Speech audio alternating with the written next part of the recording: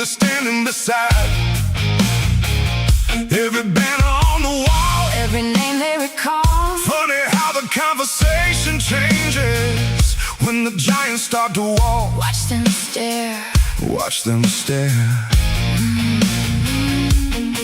No luck, no favors, no accidents here. We run this town. Run this town. Every road, every round. Every round. Turn it up. Let it shake the ground. When we move, everybody knows it now. We run this town.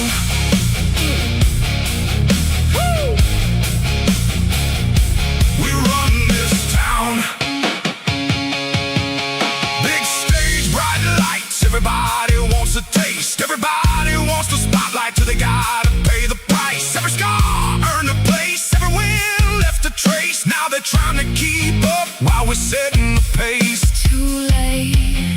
Too late. No fear, no doubt. We're too far. We run this town. Run this town. Every road, every round. Every round. Turn it up. Let it shake the ground. When we move, everybody knows it now. We run this town.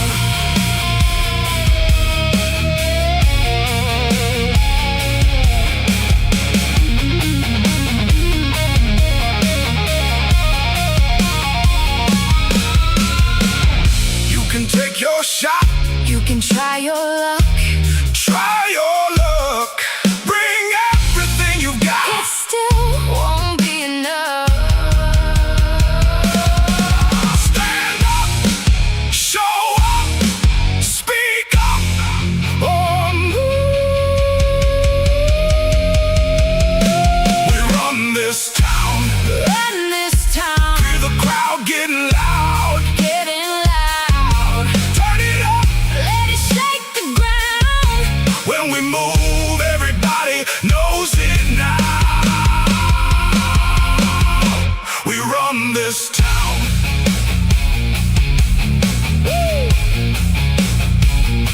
We run this town. You hear that? That's what winning sounds like.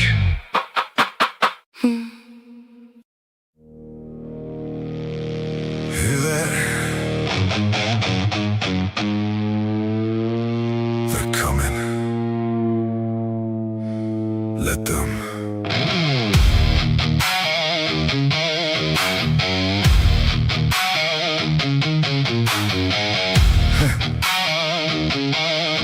Glory up. Oh. Hey. Yeah.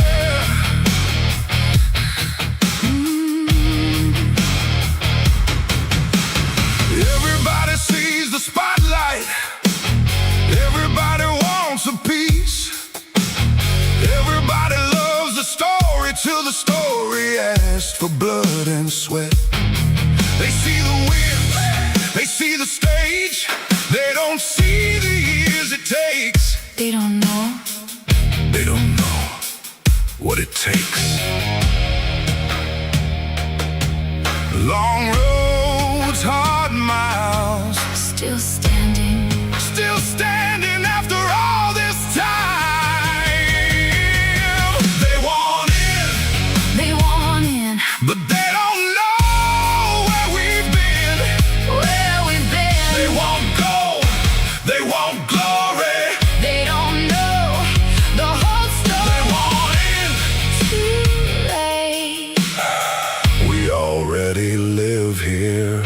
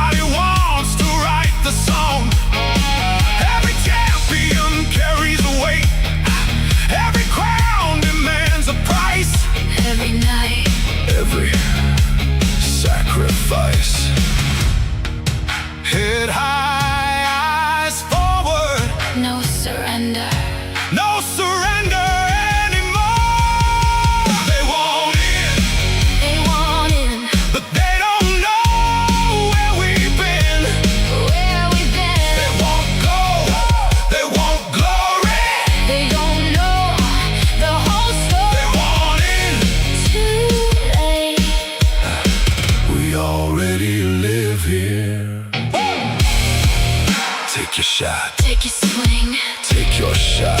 Bring everything You've got.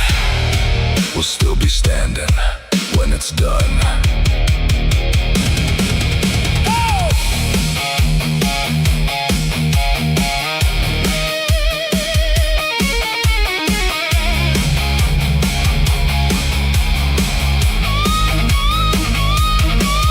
No shortcuts.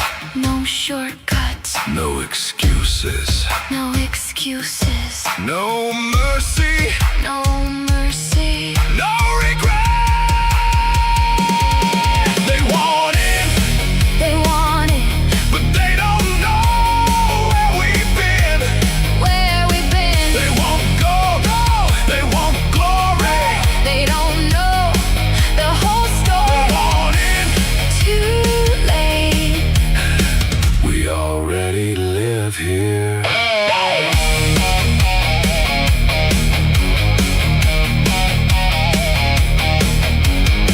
Everybody wants the view. Until they climb the mountain.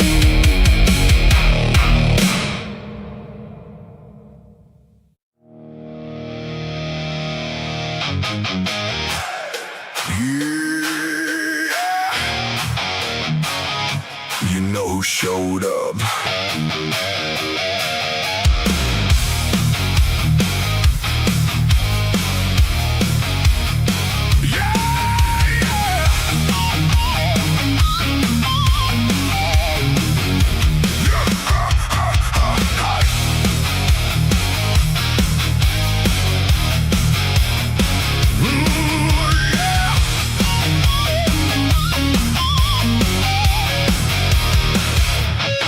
Everybody talks when the lights are low. Everybody's got a plan till it's time to go. Everybody wants a shot at the headline name till they get too close to the flame. We don't show up looking for permission. We don't wait around for somebody's decision. Came too far, got too much at stake. And kings don't ask, kings take. You can feel it in the room. Something's about to break. We're bad for business, bad for the competition. Every time we show up, everybody pays attention. Bad for business, bad for your predictions. You can bet against us, but that's your bad decision. Oh, oh. Whole lot of talk, whole lot of noise. Everybody trying to be the boys. Everybody chasing what we built, but pressure separates the real. You can see it in their eyes tonight. Some came to play, some came to fight. And when the dust finally settles down, only one name's gonna stick around. Hear the crowd getting loud. Hear the walls start to shake. We're bad for business, bad for the competition. Every time we show up, everybody pays attention. Bad for business, bad for your predictions. You can bet against us, but that's your bad decision.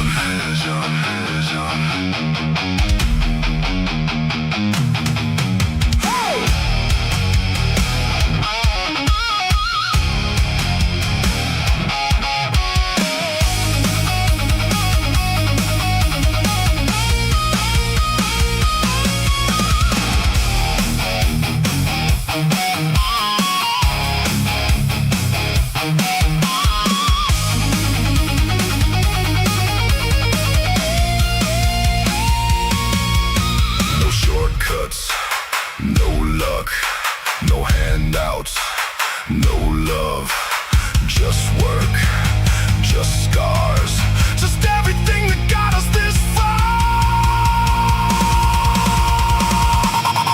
We're bad for business, bad for the competition. Every time we show up, everybody pays attention.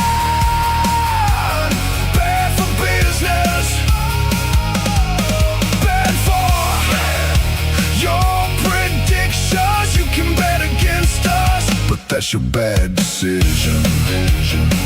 Up, up, up, up. Everybody's got a plan. Until we walk in.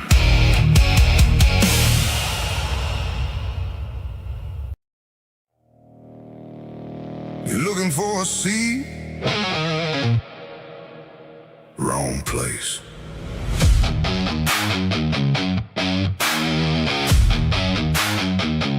Yeah.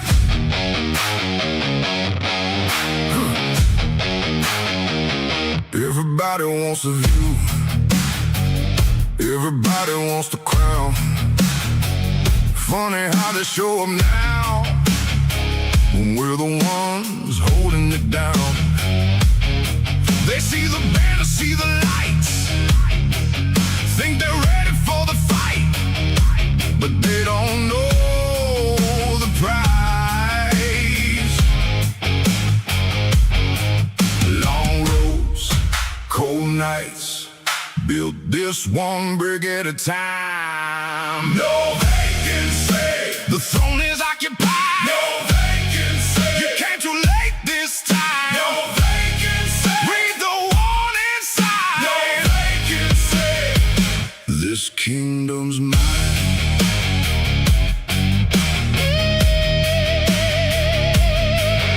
Every challenger looks the same. Big talk and a borrowed name. They want the glory, want the fame, but they don't want the weight. Every scar behind these walls, every rise after every fall. This ain't luck, this is what greatness costs. Stand back, look close, see exactly who runs the show.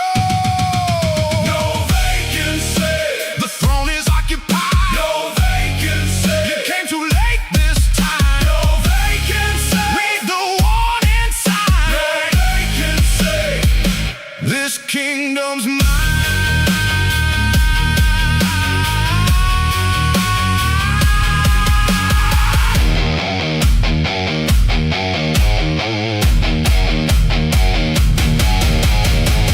If you want it, take your shot. If you're ready, give all you got. But understand, before you try, the crown survive, the weak don't. No handouts, no shortcuts, no mercy, no love.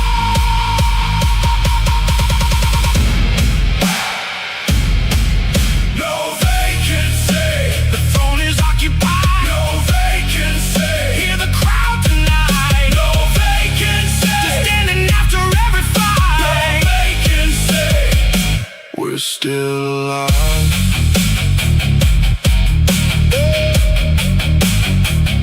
Everybody wants the crown until they learn what it weighs.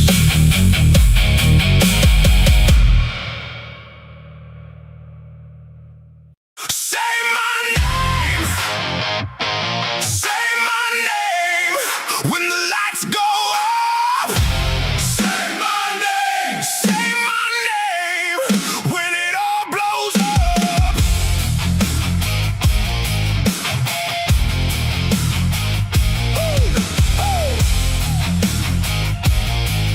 Yeah. Everybody wants the headline. Everybody wants the fame. Everybody talks a big game till they gotta prove the name. Walk in, hope room changes, whole crowd starts looking our way. They don't gotta like it, they already know who we are. Look alive, we're about to take over. Say my name, say my name, say my name when the lights go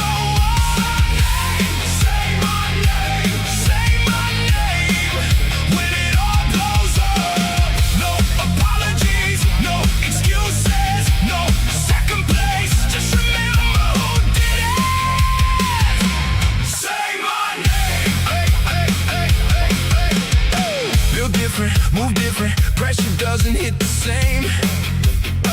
Everybody wants the spotlight. We became the spotlight.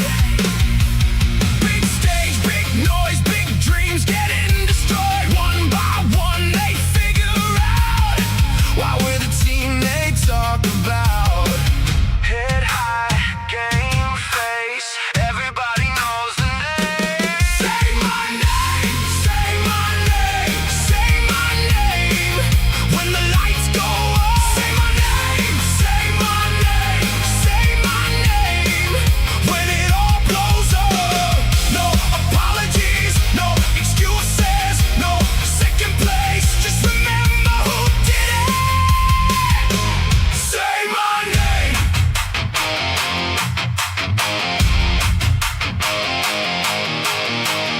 No luck, no breaks, no miracles were made.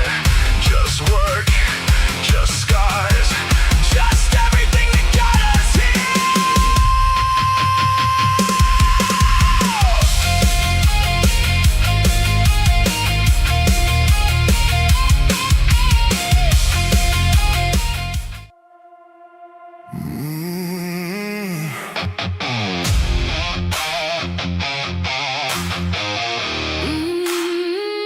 Blue lights, Black sky. AFL.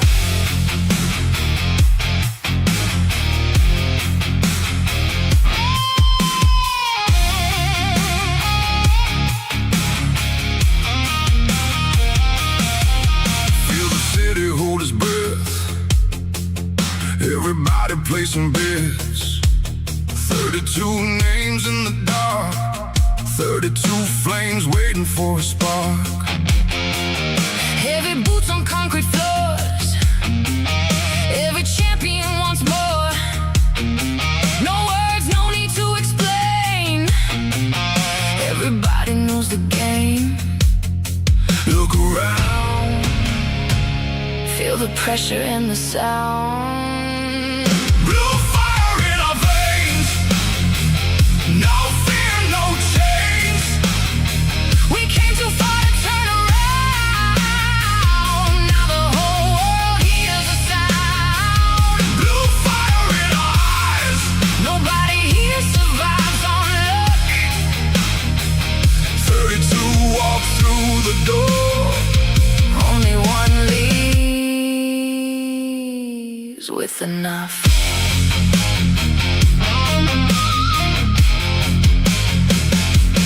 Late nights built this legacy. Every scar became a memory. Every loss became a lesson. Every win became a weapon. See the banners in the blue.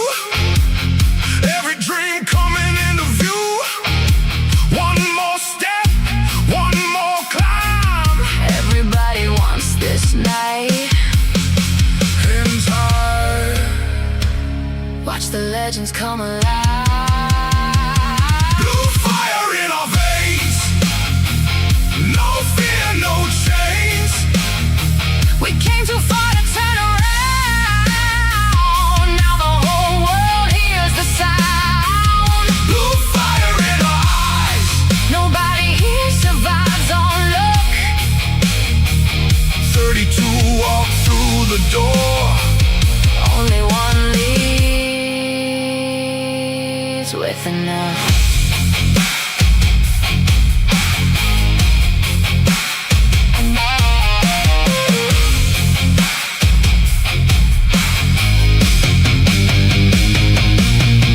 No kings, no gods. Only those who earn their spot. No faith, no chance. Only those who take a stand. Blue fire in our veins. Feel the thunder, feel the rain. 32 came chasing glory. One will write the final story. Blue fire in our eyes.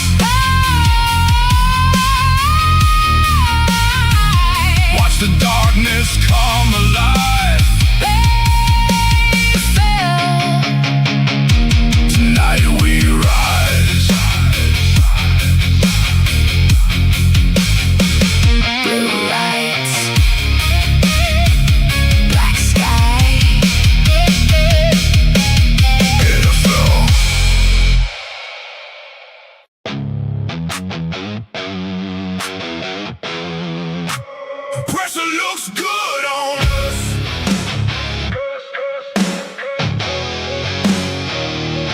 Good on us. Good on us. Pressure looks good on us. Watch us turn it up. Yeah. Everybody talks about pressure like it's something to survive. We treat it like fuel every time we arrive. Big stage, bright lights, whole crowd holding their breath. We don't get nervous, we get dangerous instead. Look, pressure made the diamonds, pressure built the scars. Pressure made the names, now they're hanging from the stars. Everybody wants the moment till the moment gets loud. Then they freeze in the spotlight while we're feeding off the crowd. One shot, one chance, one more reason to advance. Pressure looks good on us. Good on us. Good on us. Good on us. Pressure looks good on us. Good on us. Watch us turn it up. Pressure on the shoulders.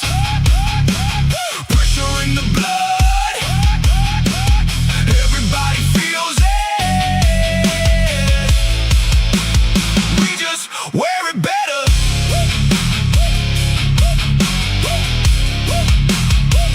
Yeah, heavy expectations, heavy weight to carry.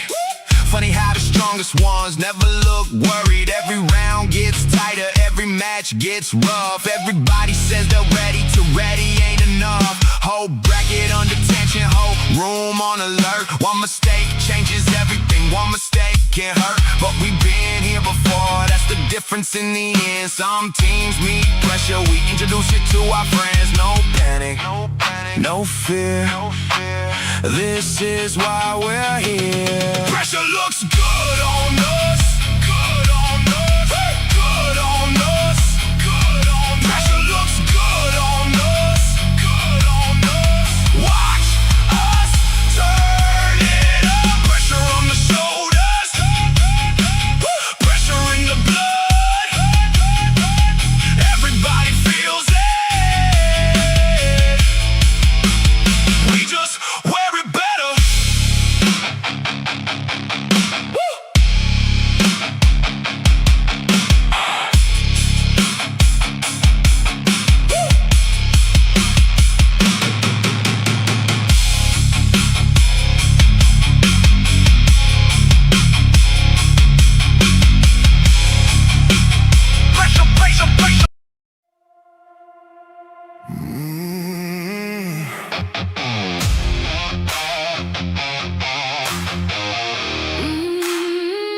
Blue lights, Black sky, AFL.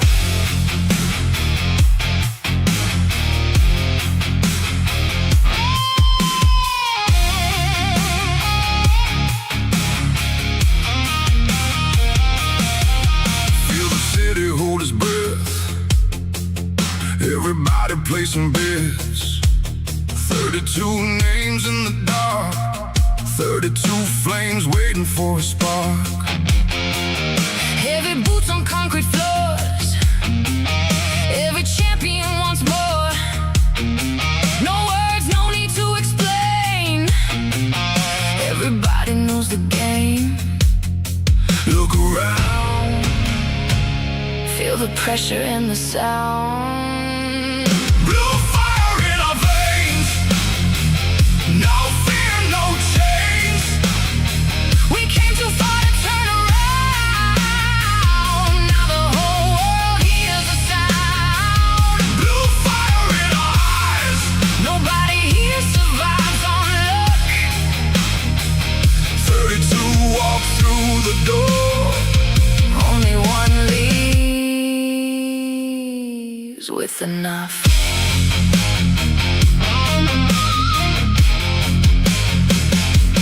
Late nights built this legacy. Every scar became a memory. Every loss became a lesson. Every win became a weapon. See the banners in the blue.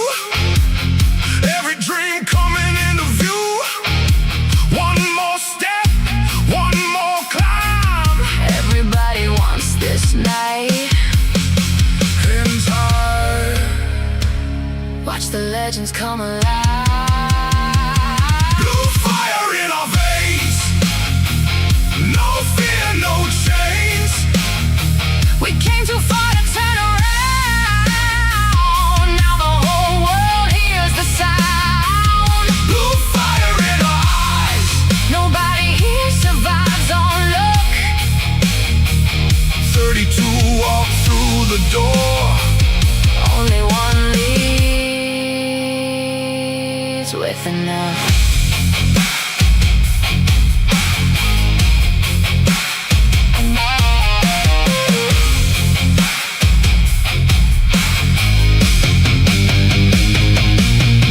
No kings, no gods, only those who earn their spot. No faith, no chance. Only those who take a stand. Blue fire in our veins, Feel the thunder, feel the rain. 32 came chasing glory. One will write the final story. Blue fire in our eyes, watch the darkness come alive. They fell. Tonight we rise. Blue lights, black sky. AFL.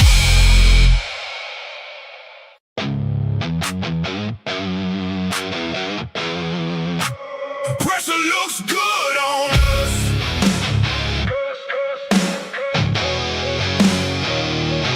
Good on us. Good on us. Pressure looks good on us. Watch us turn it up. Yeah. Yeah. Everybody talks about pressure like it's something to survive. We treat it like fuel every time we arrive.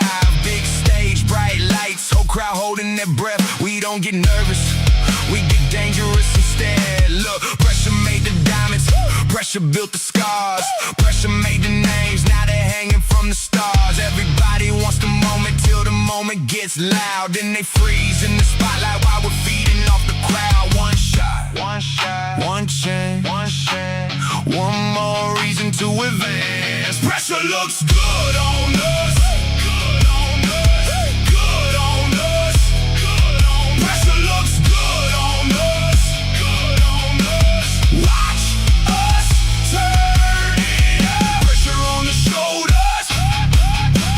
Pressure in the blood. Everybody feels it. We just wear it better.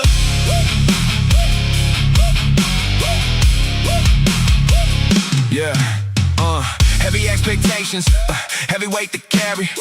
Funny how the strongest ones never look worried. Every round gets tighter, every match gets rough. Everybody says they're ready, to ready ain't enough. Whole bracket under tension, whole room on alert. One mistake changes everything, one mistake can hurt. But we've been here before, that's the difference in the end. Some teams meet pressure, we introduce you to our friends. No panic, no panic, no fear, no fear. This is why we're here. Pressure looks good on us. Good on us. Good on us. Good on us. Pressure looks good on us. Good on us. Watch us turn it up. Pressure on the shoulders. Pressure in the blood. Everybody feels it. We just wear it better. Woo!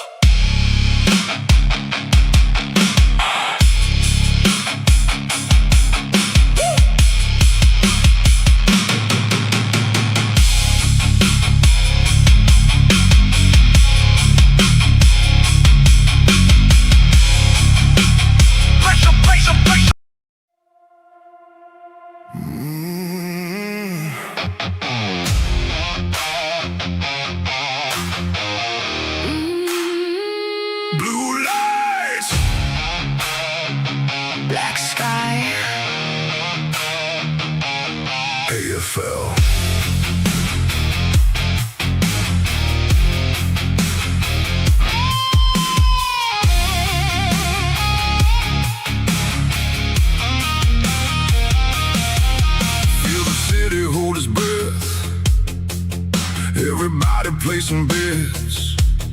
32 names in the dark, 32 flames waiting for a spark. Heavy boots on concrete floors. Every champion wants more. No words, no need to explain. Everybody knows the game. Look around, Feel the pressure in the sound. blue fire in our veins. No fear, no change. We came too far to turn around. Now the whole world hears the sound. Blue fire in our eyes. Nobody here survives on luck. 32 walk through the door. Only one leaves with enough.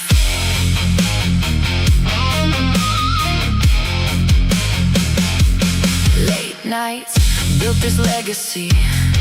Every scar became a memory. Every loss became a lesson. Every win became a weapon. See the banners in the blue. Every dream coming into view. One more step, one more climb. Everybody wants this night. Hands high. Watch the legends come alive. Blue fire in our veins. No fear, no chains. We came too far to turn around.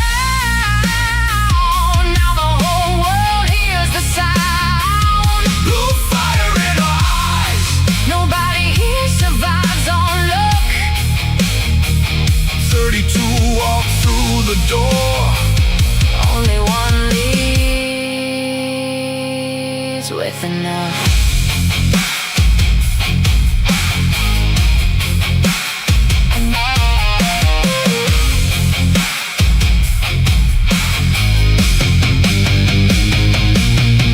No kings, no gods.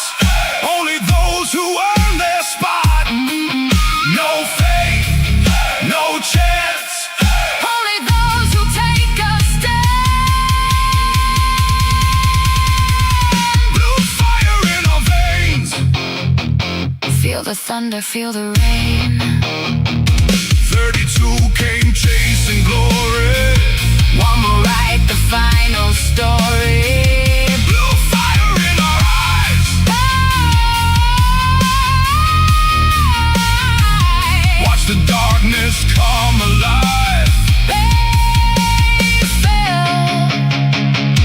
Tonight we rise. Blue lights, black sky. AFL.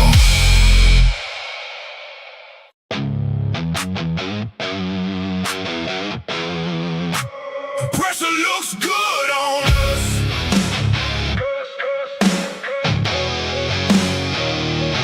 Good on us. Good on us. Pressure looks good on us. Watch us turn it up. Yeah. Yeah. Everybody talks about pressure like it's something to survive. We treat it like fuel every time we arrive. Big stage, bright lights, whole crowd holding their breath. We don't get nervous, we get dangerous instead. All right. My bad.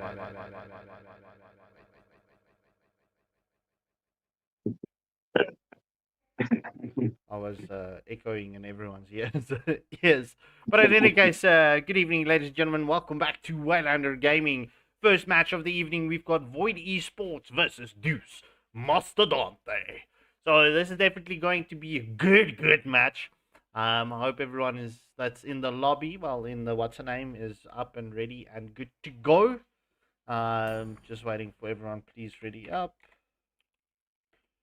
Yeah, it's looking to be an exciting match. 100%. Especially against Deus Mastodonte and Void. I just quickly want to look at how the standings are. Ooh, Void eSports are on top of the log. They haven't lost the match yet, and they also haven't gone into a draw. So between Void eSports and Crown Maki, they tied for first and second place. Both teams not losing a match or going into a draw. Deus Mastodonte is currently number 6 on the list, having 1-1, 3 losses, and 1 draw. So yeah, they need to play their hearts out if they want to change things on the group stages. But in any case, okay. There's some network issues.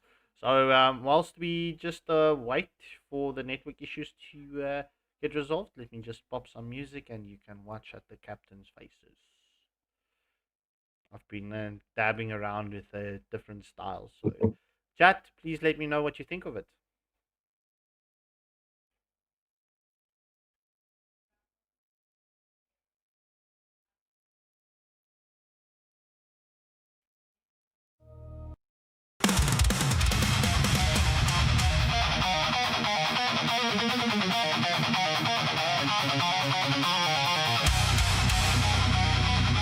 Cut the lights, lock the doors.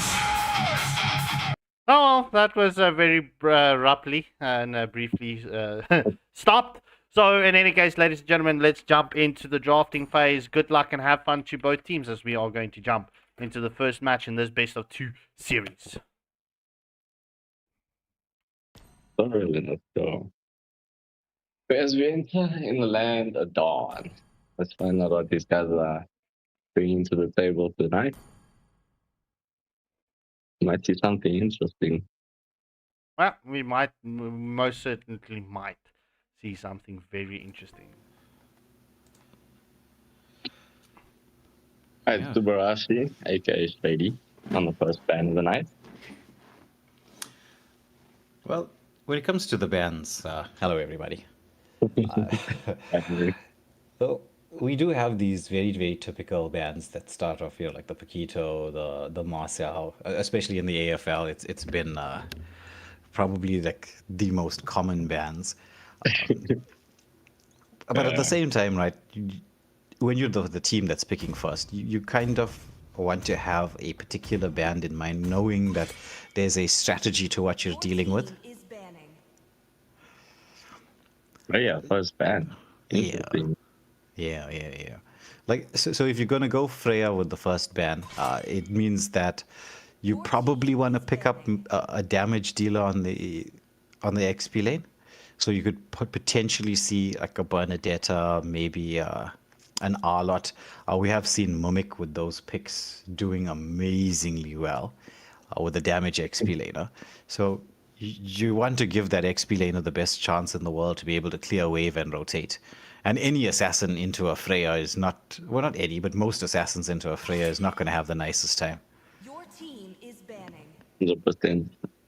Banning out Irara is interesting to me. I'm guessing they're probably going for like a kind of a slightly squishier lineup for this one. Because Irara really does well against like the squishes. You can't really play it too much into tanky things. Yeah. Well, that's with most assassins. You know, the fact that you need to be able to burst, get into the backline. Hirara is really good at doing that, getting into the backline. But a lot of the bans that will be coming through from Void is just going to force out the typical bans from the side of Deuce. Because Deuce is going to, like, 100% we don't expect them to ban out Marcel with this next ban. Yeah. You want to force the opposition to do what you want them to do, basically. And they should have more or less an idea of the composition that they want to play in mind. So like you can see Deuce, right? They went with straight out respect ban onto Subarashi with the Harith. We know how deadly he is on the Harith, on the Moskov as well. It's actually a question, like, who do you think is the better Moskov player? Is it Cotton, as we've seen from Resident Suns, or is it going to be Subarashi from Void. It's cotton. I understand it's cotton. Well, from what we've seen in the AFL so far. But to be fair, Subarashi's not been allowed to showcase a lot of his stuff. Whenever Void does play, a lot of respect bans are turned onto him. And his hero pool gets diminished very, very, very quickly. So there is that. I mean, you gotta take out the late game damage dealer, especially if it's that strong. I would also put quite a few respect bands. Yeah, like you were saying, there goes the Moscow. Yeah, there goes the Moscow. But it leaves the Marcel open. And Florin only with a heartine next to the name, who I'm told is Velotizi. It is a very good Marcel. In fact, we were having a discussion just in general, because I'm sure you know, Martin, right, how we often have those very long discussions about Mobile Legends in our community. And names were thrown out as to who's the best roamer in the server. It came down to 3 roamers, actually. It's Velotizi, who is now called Florin only. It's Gyro from St. Dynasty, and Brawny from Retillant Sons. I know I'm putting you on the spot here a little bit, right? But if you had to pick one. That's a very hard question, eh? I think I would probably go with Brawny. Somebody likes Retillant Sons very much here. He's very consistent. The guy's annoying. Yeah, he's. But I also like Gyro. Well, I'm looking. Yeah, Gyro is a very solid player. But yeah, I'm looking at Lindo going for the first pick on Alice.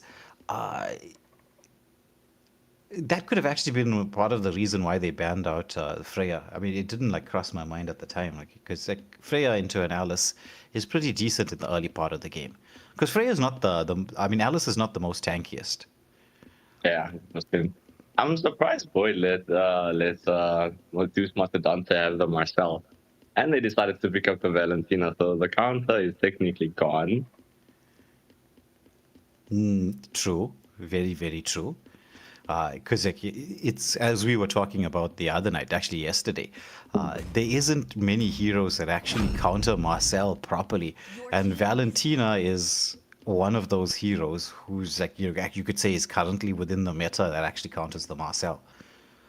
So it's kind of an interesting choice that they left it open. I suppose they have an idea in mind to deal with it, because you see, God is actually not bad into Marcel. I wouldn't say he's a hard counter, but he's not bad into Marcel because he's positioned so far back with the range of his skills that disrupting him with the Marcel's passive is not the easiest thing in the world. And especially if he's casting Mystic Gush and you throw the Golden Hour onto him, it's going to make no difference to him. He's just ulting anyway. Yeah, 100%. I do like that they picked up the Kaja, though. I think he can be really good against the Valentina and potentially alright against the Marcel. I'm curious to see how that's going to match up. But they both have really good damage and presence on the map, so not a bad choice. Not a bad choice. But the Valentina, she must be licking her lips right now with what's in front of her. Yeah. I mean, you got the Alice out, you got the Mystic Gush. If you're feeling thirsty, you even go for Kajas. I think it's the Divine Justice, man. Yeah. Yes.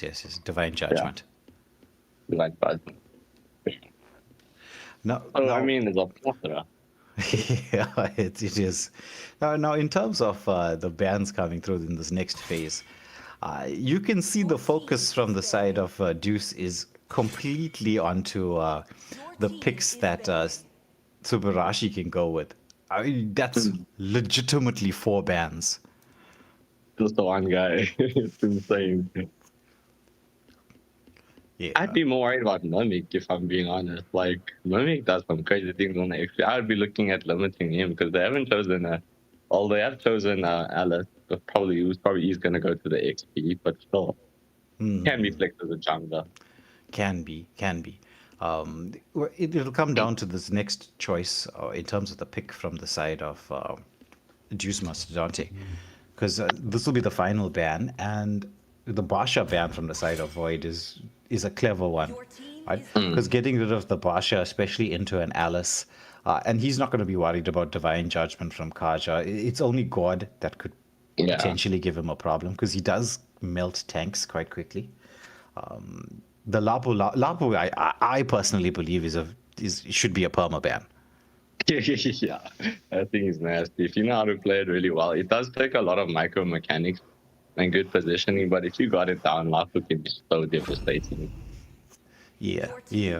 Agreed. Now, the Sora pick is quite an interesting one. Sora can work well into this lineup that they have, giving them that extra ability to go for the set potential. I'm also thinking that they're heading down the line of going for a tank jungle as well, because Akai is still open. Though Akai and Sora don't necessarily synergize with one another, because Akai is going to pin down a single target, and he can be used to achieve objectives. So the question is, for the side of Juice, would you want to pick up that Akai? Because they're drafting along the lines of going for that tank jungle. I wouldn't want to pick up Akai. I think I'd rather just leave it and try and go for the Fred rather. Would probably be a lot better for them. Your team is picking. Just because like Fred also has that nice stun lock. He can do things, like keep the Alice down for a bit, even maybe potentially stun up the gourd. But Leomord also not too bad of a choice. I don't really like it into the lineup where there's so much of sustain. Like Leomord has sustain himself, but it's gonna be really hard for him to secure any kills or especially deal with the back line. Yeah. Because I actually feel the win condition here for the side of Void is going to come down to Circuit on the God. You're going to have to be able to get to him to cancel that ultimate. His positioning needs to be on point. Mumik going for CC, because CC is very, very good into Sora. She hasn't been in the meta as of late, but when you're going to have a fun time in terms of your matchup, even though a hero is not exactly meta, you kind of want to pick that hero up. Very true. Plus, he also has that 2 connect. I don't know what it's called, but that's a really good ult. Especially if you can get it onto someone like the Marcel and the Leo mode, and they just stuck together. They can't really do too much to limit movement that well. Exactly so. But the drafts have been set. We've discussed what we think is going to happen and what we think, or where we think the win conditions are going to come from. But it's now time for the teams to execute, because you can have a good draft, which is always an important thing, but it always comes to execution. 100%. But Void does have to really watch out for this Marcel carry late game combo. The marksman, I think that's one of the best marksman pairings for Marcel, other than Moscow. Yes. You could even see they with all the bans coming through onto Subarashi, he's left with the Brody, who can do fairly well up against a carry, because he's gonna outrange the carry significantly. 5 seconds Yes. till the enemy reaches the 100%. So carry's gonna have to watch the positioning. They all really have to watch their positioning. Marcel's gonna be up in everybody's faces. Yeah. So, Quinn, to answer your question, the drafts are looking tasty. I'm quite interested to see how this is going to pan out. The God Kaja combo is going to be deadly once both of them hit that level 4 power spike timing. But at the same time, Valentina Marcel is also a pretty solid combo in the mid lane. It's execution, reckless. They're just getting the passive procced onto Circuit, forcing him back, but they're in a dangerous situation with a 3v2 around the litho. Lindo just securing that litho as Leomord went for the newer parting, with Lindo deciding to take that old parting, just going blue buff straight across to the other end of the jungle. Yeah, I think because he's on the Alice, he's gonna be a bit slower. So I think he just wants to get his level 4 as fast as possible so he can apply pressure. Yeah. Agreed. I think maybe they were trying to set up. I thought they were trying to set up for a jungle invade across the river here on the blue side, but it seems like they've decided against it. Dindo just trying to make sure he gets that level 4, but oh my goodness, solo kill in the top lane, enemy number 1, showing that carry is not something that you should not be afraid of, even if you have the range. Yeah, 100%. I mean, it's all about timing, and like you said, both teams' draft is all about execution. Yeah, like anyone messes up and everything's going bad. Yeah. And there's a lot of heroes here that have that big power spike timing at level 4. Reckless, I wonder whose ultimate he's going to be stealing. Probably the God at the start. There's Leomord goes in with the Phantom Steed, but the Throne of Ruin sets up as God with the Mystic Gush on point. Curtain Call was in there, as it's going to be a 3-for-1 and Turtle exchange as Subarashi comes back in and gets his return solo kill onto the carry. I mean, looks like Valentina did go for the Alice's Throne of Ruin, but I think Ward's ult might have been a little bit better there for. As you do see, they invade his Panya in the top lane. They're just trying to pick up this red. Leomord missing the Phantom Steed here. Super enemy number 1 is causing so much of damage on this carry, and Lindo does go down. Yeah, I mean, the carry was picked up to counter the Alice. So it makes jungle invades on that side of the map very, very dangerous, because carry is still there, and she's level 4, so she's got the light wheels. Yeah. That thing is disturbingly strong at level 4. Like, that thing is strong as long as it has health. As long as it has health, it's gonna kill you. Yeah, true. Very, very, very true. And I mean, it's one of the things that makes her so dangerous in lane, because once she hits that level 4 power spike timing, she can zone a lot of marksmen away from their creeps. Like, maybe not a Brody, right? Because Brody is, his range is massive, right? But unfortunately, we're heading into the pause meta once more. Yeah. I think, it is hard for like characters to run up the body because the range and his damage. Like, the more he hits you, the more his stacks goes up, and then you also have to be careful of the bottom part memory. So it is really hard. You can't play in the fight. You gotta poke and leave the whole time. Yes. But so far, getting that first blood though, carry, that's going to be a bit of a confidence boost. At the same time, that gold, a little bit of gold, you get an extra gold from first blood as well. And carry is going to be a huge win condition. I'm surprised though that carry didn't pick up Purify.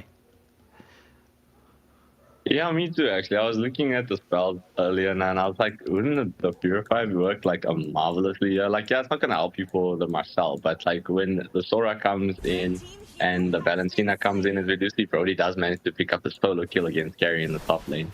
But sure, Yeah. I suppose the flicker is there just to be able to reposition, because I mean, it's not like you're gonna purify out of the divine judgment from Kaja. It's like nothing is escaping that. Yeah, that's so true. And there's a potential beautiful engagement down here in the bot lane. Everybody's setting up the divine judgment from Kaja. It takes down Mummy. The Leomord getting caught up here, as well as the Mystic Josh being committed here, and Derp goes down. Will this be a 1-for-1 exchange? Sora's into the mixture. He committed the Soran form. He does get taken down here by Gord. Lindo is pressing the advantage, but ends up stepping back, and Brody just picking up a kill in the gold lane as well. That is what, like 3 for nothing?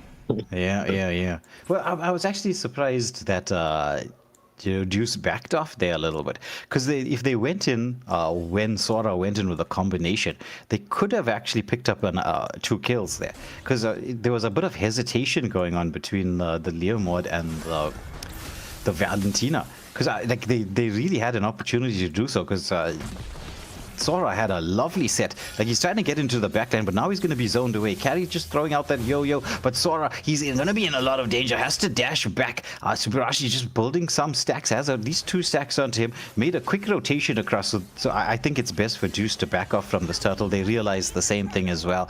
With the numbers disadvantage, that's not going to be what they wanted. Now Subarashi, he's making his way back across to try to deal with the carry, who senses that she's going to be in a lot of danger. There's the divine judgment straight into the Mystic Gush. It's a mega kill for Subarashi, and we all know Brody. Once Brody is fed, it's going to be a bit hectic to try to deal with that Brody. Yeah. Like his damage goes through the moon once he's like scales, and it's an early game spike. Like I'd say around the 6-7 minute mark, Brody starts to do quite a bit of damage. Yeah, nice pickoff though in the XP lane onto Mimic, who, I mean, he was doing what an XP lane is supposed to do, just to go scout out the jungle a little bit. Granted, there was a bit of an engagement happening. Oh, but look at this. This should be another kill going the way of Brody in the top lane. Waylander on the Alice, he's chasing down the golden hour from Marcel, just there in time to allow Reckless to escape this, but that's going to be a turret trade-off. But how are they going to be stopping Brody at this moment in time? It's going to be very difficult. It's gonna, picking up another kill, monster kill. This Brody has a 30-stack Sky Piercer right now.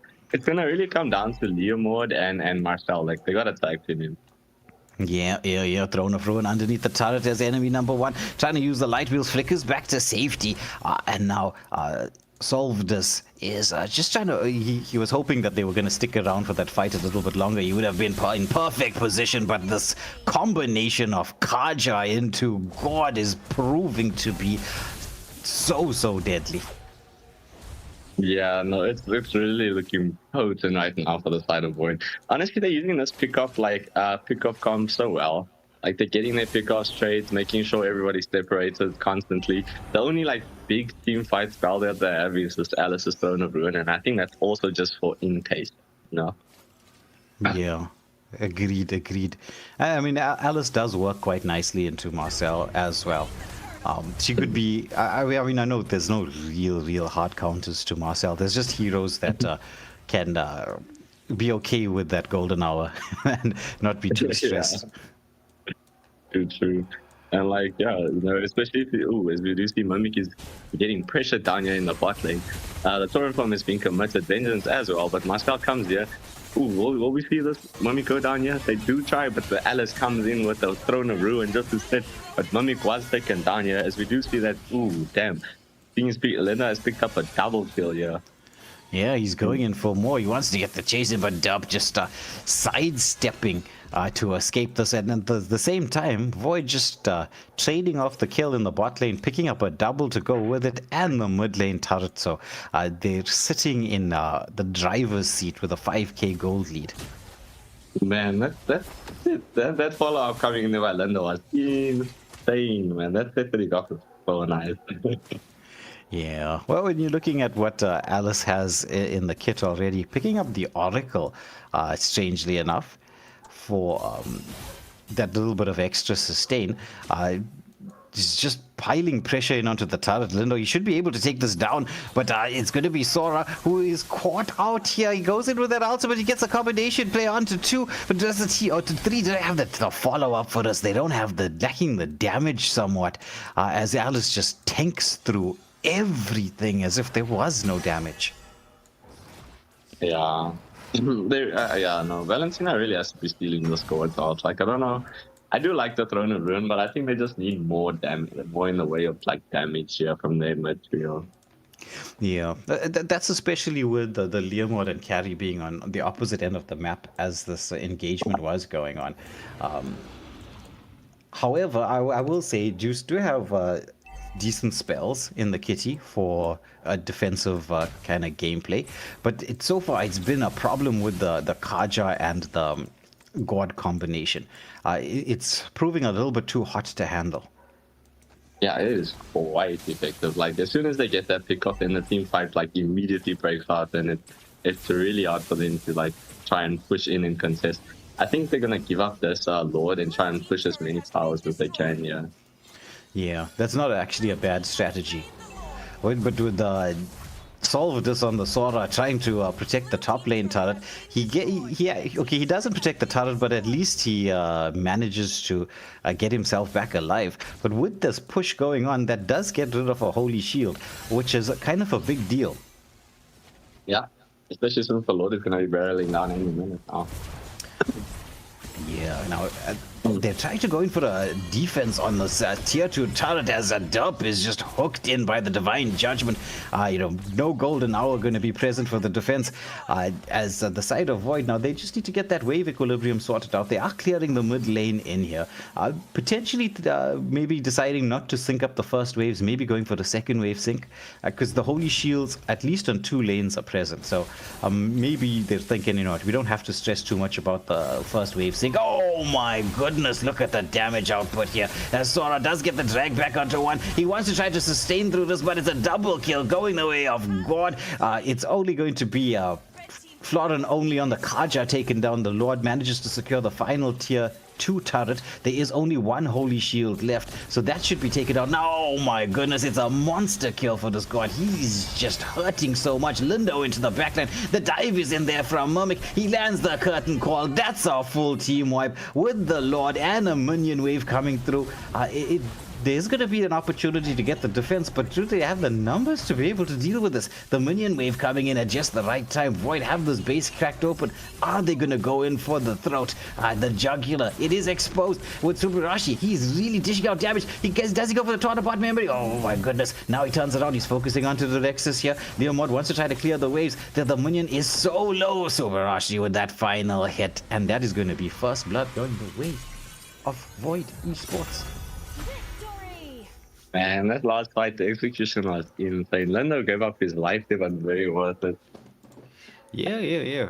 Life for victory. And the execution of the team play that they had was on point. I'm loving this Florin God combo. I mean, I'm saying Florin, I'm looking at the name. The Kaja God combo. Oh my goodness, it's disgusting. It is. It really is. And there's not much you can do because the Kaja's suppressed. Even if Markel gets caught up by that suppressed, you can't help himself. Yeah. It also works quite nicely into the Marcel, if you think about it, right? As a way to counter Marcel.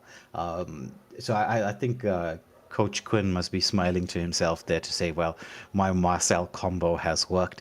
Guys said there's no counters to the Marcel. I've figured it out. This is the strategy. We pick up Kaja, we pick up God. So as soon as Marcel comes in, and if you think about it, it's kind of clever.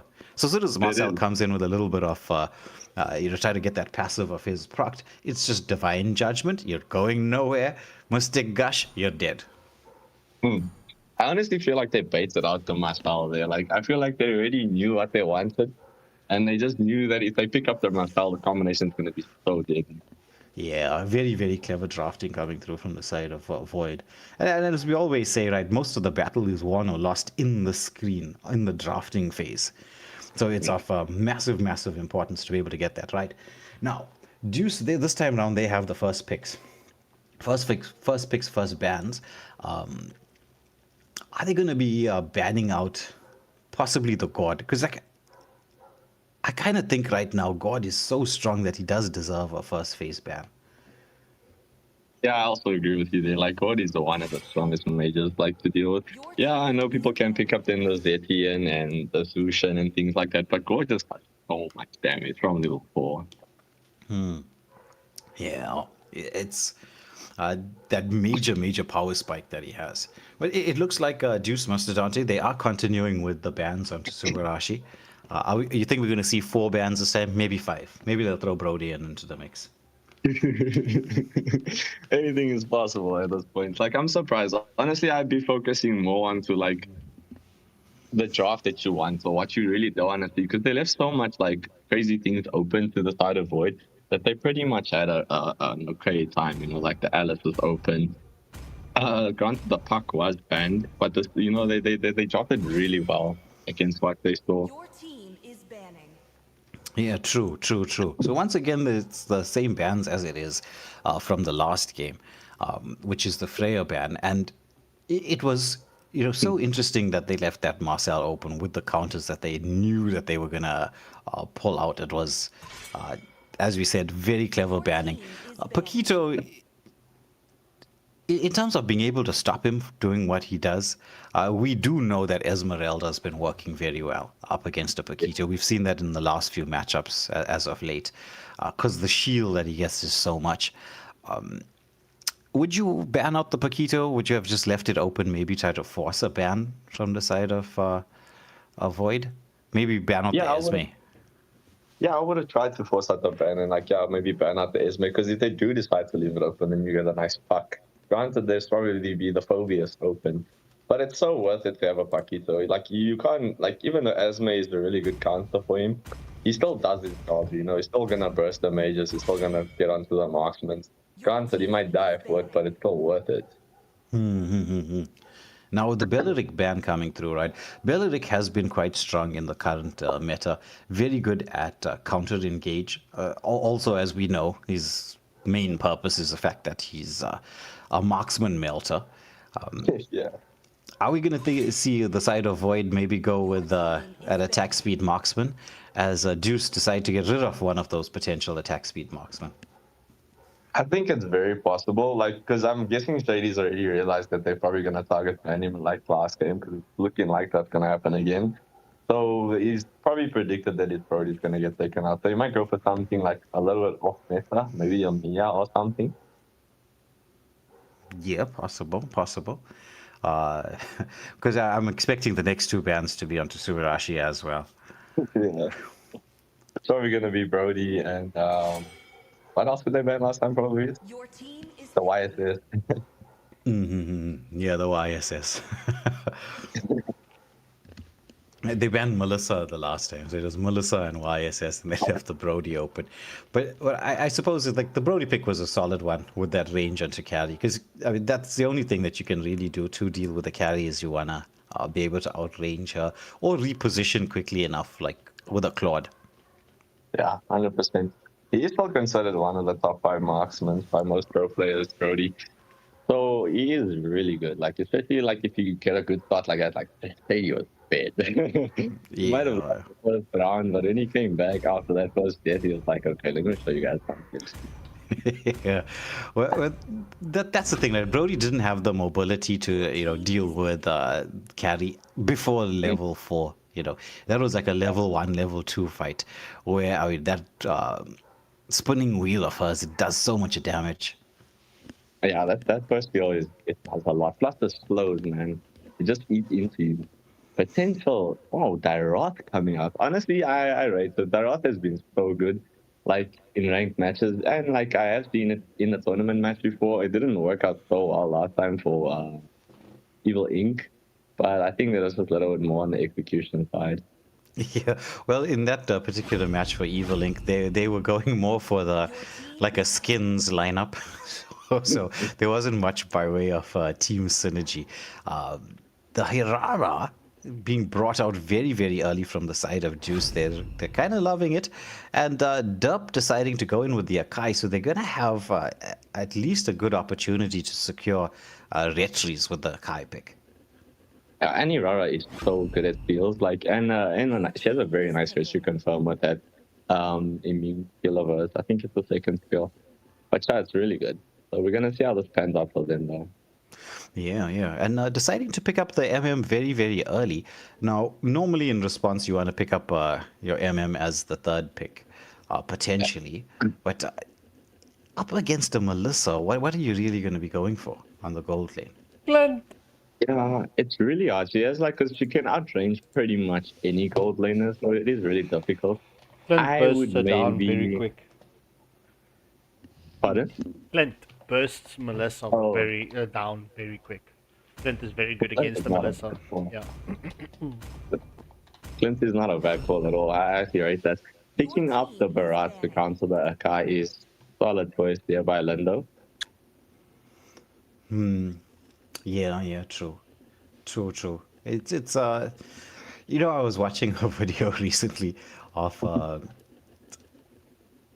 the Barats into the Marcel. So when like Barats eats somebody and Marcel throws the ultimate, it doesn't count as like time ways like somebody's in the Barat's mouth. So the timer goes down and you can actually walk with them and spit them out. What? That is insane. That is so good, actually. Yeah, it's like a proper TikTok highlight. Well, Marcel is banned out, right? So we're not going to be able to see that TikTok highlight. Your Your Yeah, team is unfortunately, but it is what it is. But it would have been really cool to see that actually. It would, it would. Maybe one day, maybe somebody listening will be like, "Oh, that's interesting. Let's do that on the next tournament stream." Now, as expected, we do know that Juice are going to be banning out MMs. It's the carry ban, and look, they would have granted right there. It's respect bans onto Subarashi, but it should have been what they would be banning out any which way, because Yeah. Void are picking up their MM in the second phase. Your Yes. team is banning. And I think it was smart of enemy number one to steal the Melissa, because last time they banned it out, and since they banned the Belleric, it kind of like kind of gave a hint towards maybe a Melissa pick coming up. So they decided to just steal it instead of banning it out for fun. Maybe they'll go for the Brody ban. Oh no, go Your for the team Y is shirt again. banning. Yeah. I would have thought maybe they would have went for that Clint ban that Scarpy mentioned, because, I mean, Clint is pretty good into dealing with Melissa. Anything that's going to have like that burst potential, or even maybe sustain potential, like a Bruno wouldn't be too bad either, or an Ixia for that matter. I think Bruno actually might be the go away because he also has that second skill, the dash, to get out of the range of the doll. So it can be a really nice pick, yeah. Yeah. And we all know about the Barat's Matilda combination. Yeah, it's so good. It It's is. pretty solid. Plus, also Matilda can ride the Choya into the backline and get a very nice pick onto the potential Melata, even maybe Rara. Yeah. Well, they do pick a counter to the Dairoth in lane by picking up the Arlot, but does it mean they're going to have enough sustain to deal with the composition here? Because it's only going to be a Kai that's going to be a front line. With Juice now, they're really taking their time deciding on what potential jungles they should go for, and opting for the Gushin pick in the end. Mage. Yeah, it's gonna be the mage actually. Fusion mid lane. That's a old school pick. But my problem with that is it's like you lack a bit of crowd control. Like most mages these days have like a high degree of crowd control, or like a good crowd control with an insane amount of burst. Fusion doesn't have that. He's just like a pick off in and out. And if he doesn't get his target, it's a waste. So what do you make about the final pick here? Subarashi locking onto the Granger into Melissa. Level 4 he'll be able to deal with her very comfortably. Yeah, but until then, he's going to be sitting at a major disadvantage, especially if the Melissa decides to freeze the lane on him. It's going to be really hard for him to get farmed. Yeah. And also, I think late game-wise, it's a bit troublesome. Yeah, true. But they will have mobility in rotation with the Matilda. Because, I mean, Matilda does increase the overall rotation timing of your team. 100%. That's how we're going to find out. I think it's going to be up to Mr. Reckless here to get the hands on to Shady, because there's not really much you can do as a marksman, and a goose is coming for you. Yeah, very, very true. But I mean, Gushin in the mid lane,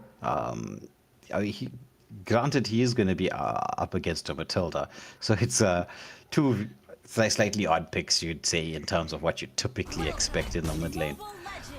They did show the Valentina on screen, right? Which, like, personally, I was like, oh, that's kind of a solid pick. I mean, the Zetchian, sorry, on screen, which was kind of like a solid pick, but they opted against going for this. However, into the game we go once more. Strong performance from Void in the first game.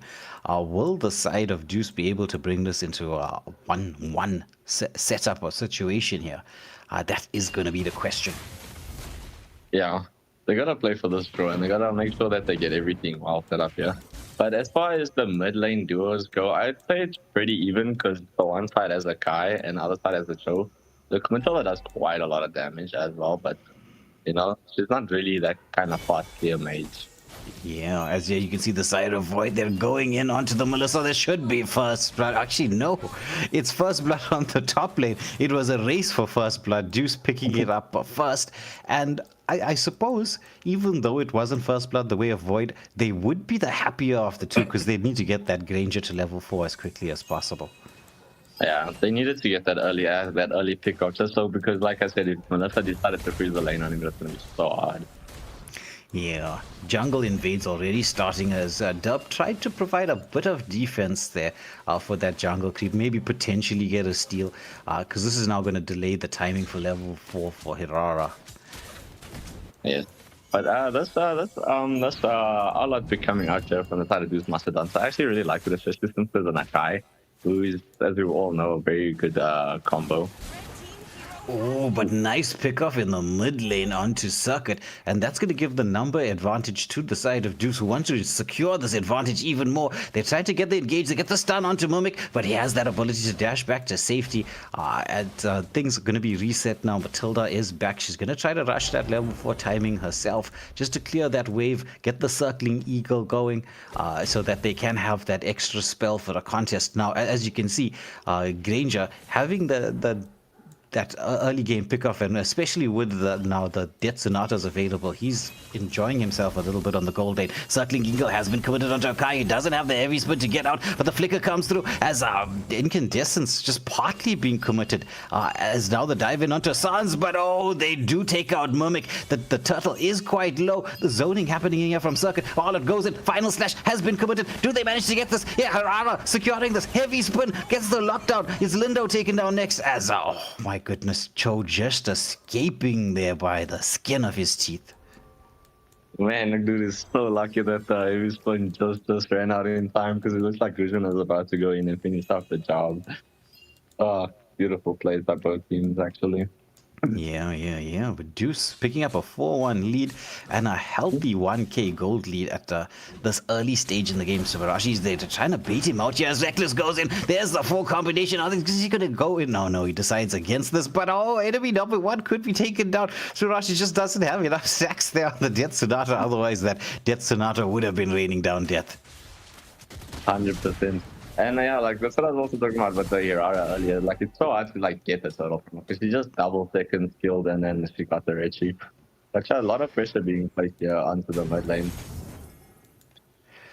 Yes, Juice, they do have a solid mid lane control. Oh, the charge coming in from Lindo for that Daytona Blast, just slightly off the mark. But Reckless, he wants to go in with a combination, but misses the second skill onto Mimic, who just dashed back out. Now Dub zoning Lindo away. Meanwhile, in the bot lane, once more pressure being applied to enemy number 1, as they keep on trying to make sure that Subarashi, who's already got a little bit of a level advantage here onto enemy number 1, is going to get fed. They do know Subarashi is their win condition for the team, has been for the longest period in time. Yeah, I mean, 100% sure. And as well as Deus Mastodonte, so their win condition is definitely going to be this Melissa. They need to also try and put some pressure here onto Subarashi and just get like the gold levels a bit more even down there. Yeah, very true. Very, very, very true. I mean, the second turtle is going to spawn off here, so they can have that ability, because they will be rotating in this direction in any case, to be able to do so. Now, Dub, he could be in a lot of danger. He trusts his micro skills. He's going to be forced back away of the dragon committed, so that's no heavy spin for this turtle. That's kind of a big deal. Arlot and Dyrot still battling against one another on the top lane, so they're not going to be rotating across. If I was the side of Deuce, I might want to not engage in here, as there's the controlled Daytona Blast comes through. They eat up the Harara. That's going to be a quick double. I think not contesting this turtle might have been a better idea without the heavy spin. I think they should have just gone top lane, tried to get the tower and get the kill onto Mimic. But I mean, I think they thought they could, because Cho already used the way of the dragon. As we do see, there's an invade happening here. Gusion, not walk up, really. Yeah. Well, it's the usual thing. Whenever you lose a fight and the turtle, the invade is coming through. Enemy number 1 realizes that the gank is heading his way. With Gushin just deciding to once more just put pressure into the mid lane as they take out Mimic in the top lane, but there's that Daytona Blast as they eat up enemy number 1. It's like the go away is not gonna help you in such a situation. Not at all, because he just pierces right through it. Barrett is actually a pretty solid choice here by the side of Void with Insular. As we do see that Circuit just getting, like, well, just managing to escape, just committing the Circling Eagle just to get out of that 1v3 situation. Akai trying to defend this mid lane turret. Can he do it? Will he get taken down here? He does get taken down here by the Destinata. Subarashi just trying to get hands on this onto this turtle. Has to flicker out, unfortunately. Yeah, the incandescent's not landing like 100% there. If it did, there was no escape, even with the flicker. But, his repositioning very much on point. Oh, reckless with the flicker back. His Way of the Dragon was almost being committed, but there's the Daytona Blast and the follow-up from the team. They do have the damage output to take out the R-Lot. Now, Akai, he's respawned and back to try to defend this mid lane. Melissa, she's just trying to get as much farm as she possibly can, because she has been starved a little bit. Yeah, it's being quite tough. But once she comes online, we're gonna see a little bit of a turn here. It's gonna be up to Barat to keep getting that alpha onto her, since it's so easy for Florian only to get the beta on Akai's heavy spin. Yeah, which they have been doing quite a bit. Now pressure being applied here onto the top lane. They should be able to secure a turret. Meanwhile, the engagement here onto the bot lane as Arlott, does he have the mobility to escape? No, he gets taken out straight underneath the turret of the Abyssal Strike from Mimic, just sealing the deal. Third and final turtle is up once again, but in terms of positioning, it's the side of Void who have the advantage. Derp being taken down very low. I mean, this is Mimic is dishing damage out on that, but he's gonna get trapped in with a heavy spin. The team not quite there yet for the follow-up. Oh, now they managed to do so, as Lindo wants to get one kill in response, and there's the Daytona Blast eating up the Gusion. Do we see the follow-up? Melissa with a Tweedled Ball. She's trying to get the hurt laid on to Lindo, in which they do manage to do. So there's a couple of pickups, but this, with this trade-off, Subarashi the one deciding to take down the mid lane turret, so Void would be continuing to be happy with the engagement so far.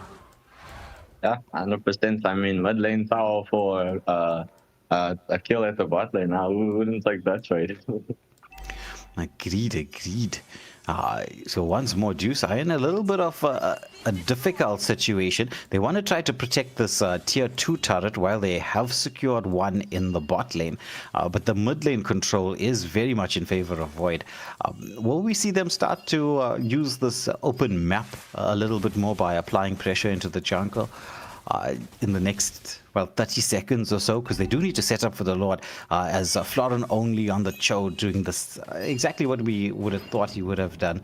Lindo trying to build those stacks up on the red buff. Once they've got that red buff timing, they want to keep on going in here. There's the heavy spin, but the counter comes through from the Barats as they take down another in the jungle, and this is one big hero with the Lord spawning up in under 30 seconds. Beautiful Way of the Dragon coming through from Cho, as Arlott is going to be picked off. It's going to be an unstoppable for Subarashi on the Granger, but Melissa with that Tweedledee, she throws out the go away, but she's going to be eaten as well. That's going to be a double kill for Subarashi. He's going in deep for the triple kill. That was, I mean, sometimes you just need to go in deep. The guiding wind's just dragging him back to safety. Yeah. I mean, he got the kills and he didn't die, so it's worth it. But brave plays coming out just from Subarashi. Yeah, you see, that's what I mean about the Gusion. It's not doing amazing. Like they lacking a bit of crowd control, because they have the circling eagle on the side of Void. They have the Brass with they tone up blasters. We do see the engagement is on here onto Melissa, but she will be able to get out with the mobility. And I believe that was the Lord that just got picked up, right? Yes. That was the Lord by Void. And, with the composition they have, this is their power spike timing. Though the later this game goes on, the more in favor of Juice it will spring. So they need to be maybe a bit patient and a little bit more control. But it's like the jungle invades just happening everywhere, as Melissa wants to try to take out Circuit using the Tweedledee, and the Spire will be up in a few seconds. There is no Holy Shield. Final Slash not landing onto its target. Can they get the defense going, especially without the Holy Shield? The Lord charging into the base. Melissa once more with the Tweedledee, just trying to clear as much of the wave as possible. But look at this pressure being applied here. Void, they're just trying to find that correct angle. There's the Daytona Blast. Yeah, just drags back the Akai, but he goes in with a heavy spin. That's the final stash. It is legendary for the Granger is going in for a double. Will we see the triple? It's a triple. There's an opportunity here to go in. Maniac, Way of the Dragon. It's set up. It's a Maniac. Will we see the Savage? Give him the Savage. The man is on the hunt. Sans doesn't want to give him the Savage. He's trying to disengage. Oh my goodness. It's the Savage. Subarashi, last man standing from both teams. Oh, wait. Oh my goodness. The minion just died. That's right. Oh, but amazing plays by is it Pounds on their arm? Man, almost clutched up the defense there, but well played to Subarashi picking up the Savage. Oh, that was insane. Yeah. Yeah, Granger's is fed. Look, Yeah. Granger's not been like meta, at least recently. But if you're gonna be dealing with a fed Granger, it's like it doesn't matter about meta or anything. It's super deadly. 100%, especially with that 80 stack Skyfiercer that he's got going there. It's gonna be really rough for the side of Deus Mastodonte. But they do have an amazing defense here, especially like as we do see the engagements here into the mid lane, a Kai committing the heavy spin, the Daytona Blast has been committed here, and we do see the Arlok getting taken down here. That is a 1-for-0 exchange. While Deus Mastodonte is on the run, getting forced back into the base like a herd of sheep. Yeah. Now Melissa, she wants to use the Tweedledee to sort of defend this, but oh, the knockback from Barats gets the setup as it's legendary for a Granger. Now, the Nexus is down to half HP. They need to get the waves cleared out, but Subarashi just repositions and focuses on that, and it's going to be 2-0 going the way of Void eSports. Victory! Man, that was so good. It was very, very solid performance from them across both games. Though I will say this as somebody who has been watching Deus for quite a while now, a few years in fact. The improvements on this side, Deus Mastodonte, has been very, very impressive. They've climbed up from where they were initially when they first stepped into the 5-man scene. Like most teams, you get in, you're kind of finding your feet. It's a little bit challenging. They have definitely improved quite a bit from where they first started, and it's been amazing to witness the journey of this team, and I actually have a bit of hope for them in terms of the future. It's a couple of tweaks here and there, and they should be very, very competitive squad in the not too distant future. But as we all know, Void eSports have been a monster in the esports scene here in the Southern African region, and they just showed in this game why they are that way, and Subarashi showing why all the respect bands were onto him. 100%. A man lived up to the hype.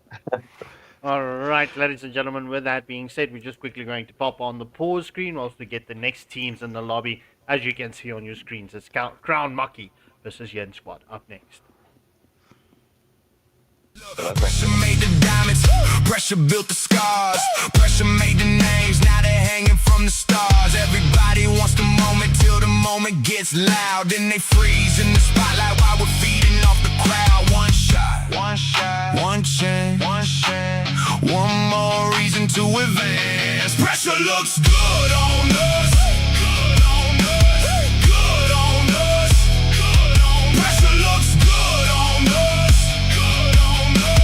Watch us turn it up. Pressure on the shoulders, pressure in the blood. Everybody feels it. We just wear it better.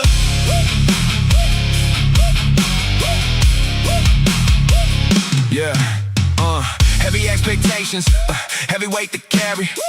Funny how the strongest ones never look worried. Every round gets tighter, every match gets rough. Everybody says they're ready ain't enough. Whole bracket under tension, whole room on alert. One mistake changes everything, one mistake can hurt. But we've been here before, that's the difference in the end. Some teams meet pressure, we introduce it to our friends. No panic, no fear. This is why we're here. Pressure looks good on us. Good on us.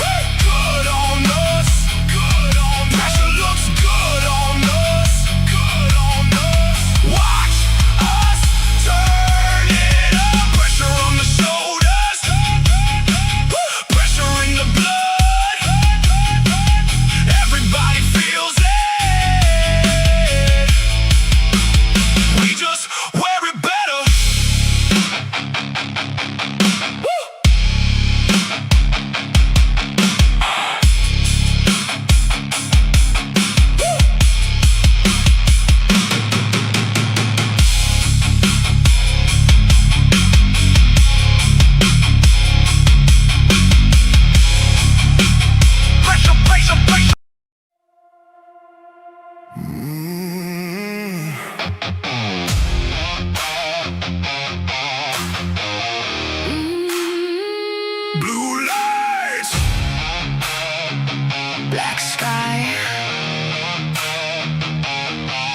AFL.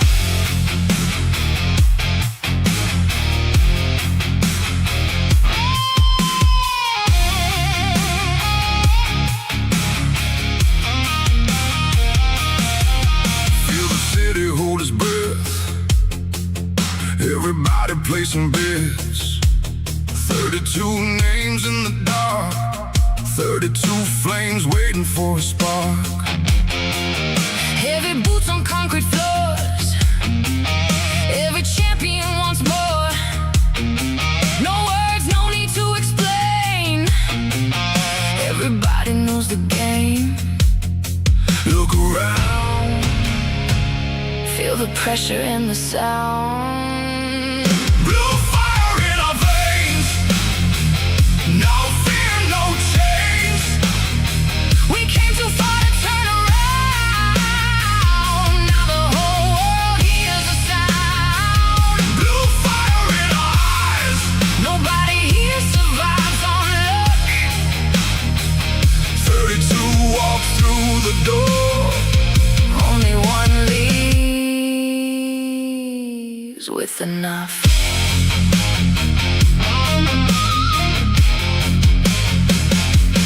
Late nights built this legacy. Every scar became a memory.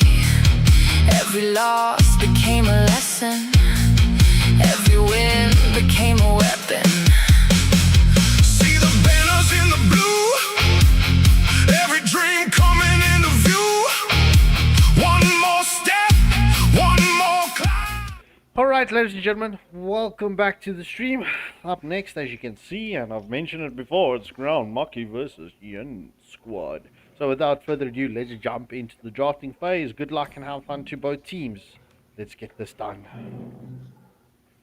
Yeah, so Crown Maki undefeated so far. As Scarpio was saying, tied up against Void for the top spot. They're going to hope to try to match Void's victory today with one against Yin Squad, but that's going to be no small feat. Yeah, anything can happen in the line of one, but I will say I'm looking forward to the Crown Maki and Void have their duke out to see who's really on top of the block. Yeah. Well, they're going to be facing up against one another later on in the competition, because we are only on round 6 at this moment in time. So it's still a couple more rounds to go. One more. At least one more round to go. I know. Sorry. Yeah. So with that snapshot photo, it's Marcel being banned out first. Is that to be unexpected? No, it's very much expected. It was unexpected to see that Void and then left it open. But I mean, we saw why.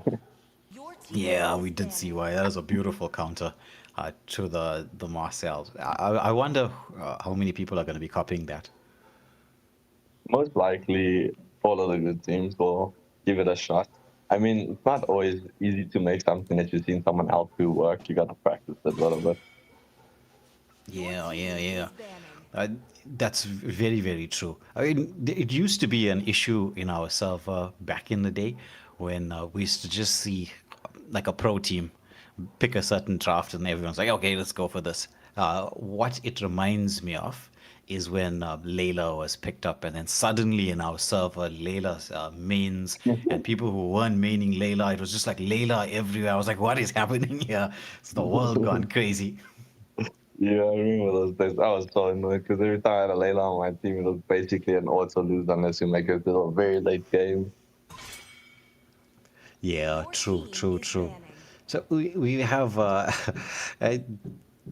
the bands are following a pretty much a traditional setup here with Akai, Marcel, Paquito, the usuals. Sora is a pretty solid ban coming through.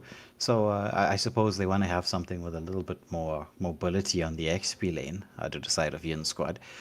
And with Zushin being taken out of the mix, it's just probably there to allow their frontliners to frontline easily. Yeah, 100%. And I'm guessing they probably want the Gourd first pick. also a good reason to ban out his vision. I know she range-wise, she can't really compete with God, but she still does a really good job against laning against him. Yeah. Agreed. Oh, well. She does do a fairly decent job. Now, his summer locking onto the Lucas. We've seen a few teams in the server just to favor this Lucas pick. Yeah, I mean, if you know how to do it, and if the lineup synergizes really well, you can be quite a destructive force and a good interrupter in team fight matchups, especially against like pick off heavy tank. Like I feel like he's a good choice if you're looking at like Kajas, Kufras also is not too bad. Yeah, true. True. It's just anything that's gonna disrupt him, basically. But Yeah. we did see that Lucas game. Was it yesterday where the Lucas was escaping the heavy spin using his Yeah. ultimate? That was kind of crazy. Your team is picked. Yep, that's the whole thing. And there the Kaja, like there the Kufra gets picked up. So yeah, like it's a good they've made it a good choice by picking up the Kufra. But we're gonna see how well it plays out because you have to have the capabilities to actually play that game. Yeah, exactly so. And Rama with the Inspire on the God. I hope he keeps the spell.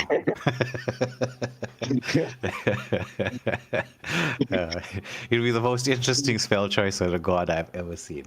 And I was just looking at the comments in the live chat as everyone is screaming at us. Update the website. Okay, we will make sure that the website is 100% to your liking, because I do know lots of people like to see their names up in light, but you gotta give us a little bit of breathing room, because sometimes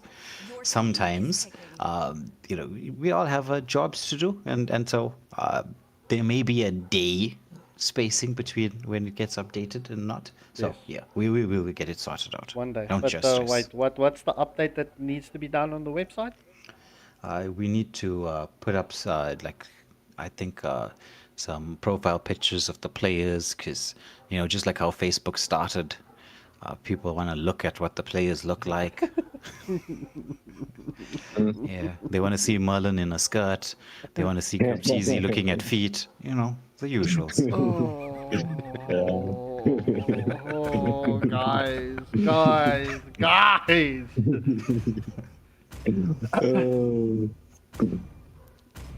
But yeah, I mean, looking at this, yeah, look, they literally just stole Void's lineup here, picking up the Kaja God combo. Yeah. Obviously, granted, there's no myself, but it's still quite devastating. Yeah, it's just like anybody who's going to get caught is going to be eliminated. But Killzone does have the Zetchian to try to cancel out the God's ultimate. I always feel Zetchian's a good or a solid pick into a God. I agree with you there, because like she can, as soon as she sees the God ult goes in, he can get off the stun, and most of the time when God's going in for the ult, it's like a massive team fight, so it really benefits. Yeah. It gives you that ability to follow up with pretty much anybody anywhere, and vision on top of that. Your team Yeah, it's been annoying enough. It's one of those annoying ones. Yeah, you can be in position for a gank, and you think you're safe. You're unseen in the bush, and the next thing you know, it's going to be vision supplied. Everybody knows where you are. You're going to be stunned. And even like there's certain times when you think you got away by the skin of your teeth, that 1 HP escapes, but then no HP escapes. But for me, the worst one is like when I'm busy jungling and then like there's a little bit of a skirmish and the Zethian decides to commit the ult and I just check my buff, he's gone.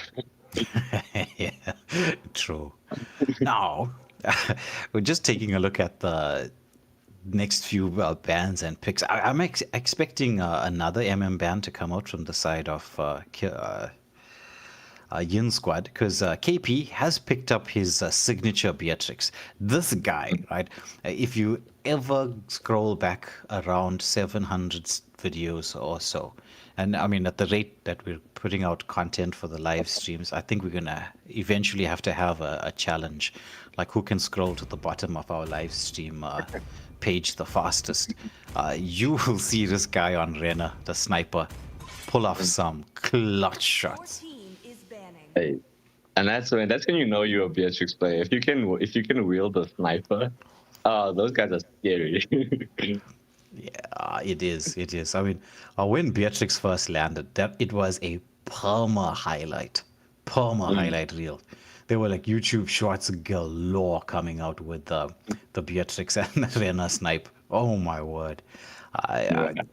like I even used to take a look at, because like a lot of people used to at those times like post video clips of their snipe shots. It's been amazing, but they decide not to go for an ban and ban out the Terizla, because I'm thinking they're assuming, right, it is going to be Lucas on the jungle, because do we see much Lucas XP lanes? No, I think it's better in the jungle than an XP laner because, like, he does have a hard like matchup against most XP laners. So it's really difficult for him. Plus, you can't rotate like most XP laners can. And I think they decided to go for the Terizla ban because, like, they were looking at the YZ, which is it's really solid into the Terizla is really solid into YZ. Yes, yes, yes. I mean, he's going to be able to tank through all of that um, damage output from the Yuzhan, who is kind of a scary Your team XP is laner. picking. Yeah. As I would say, is one of the best. Like, especially when it comes time for objectives. Like, so far the N squad objective concession is a bit insane. They have quite good combos, like, and a lot of CC. I think the side of Crown Maki needs to get something. Yeah, I was gonna say something CC immune. I was thinking maybe Lapu instead of X4, but X4's not a bad call out. Yeah, he's one of the few heroes that can have a decent time in lane up against a Yuzong. And Neo, speaking of the content that you've been talking about, like the fact that we're very consistent with content, thank you for that.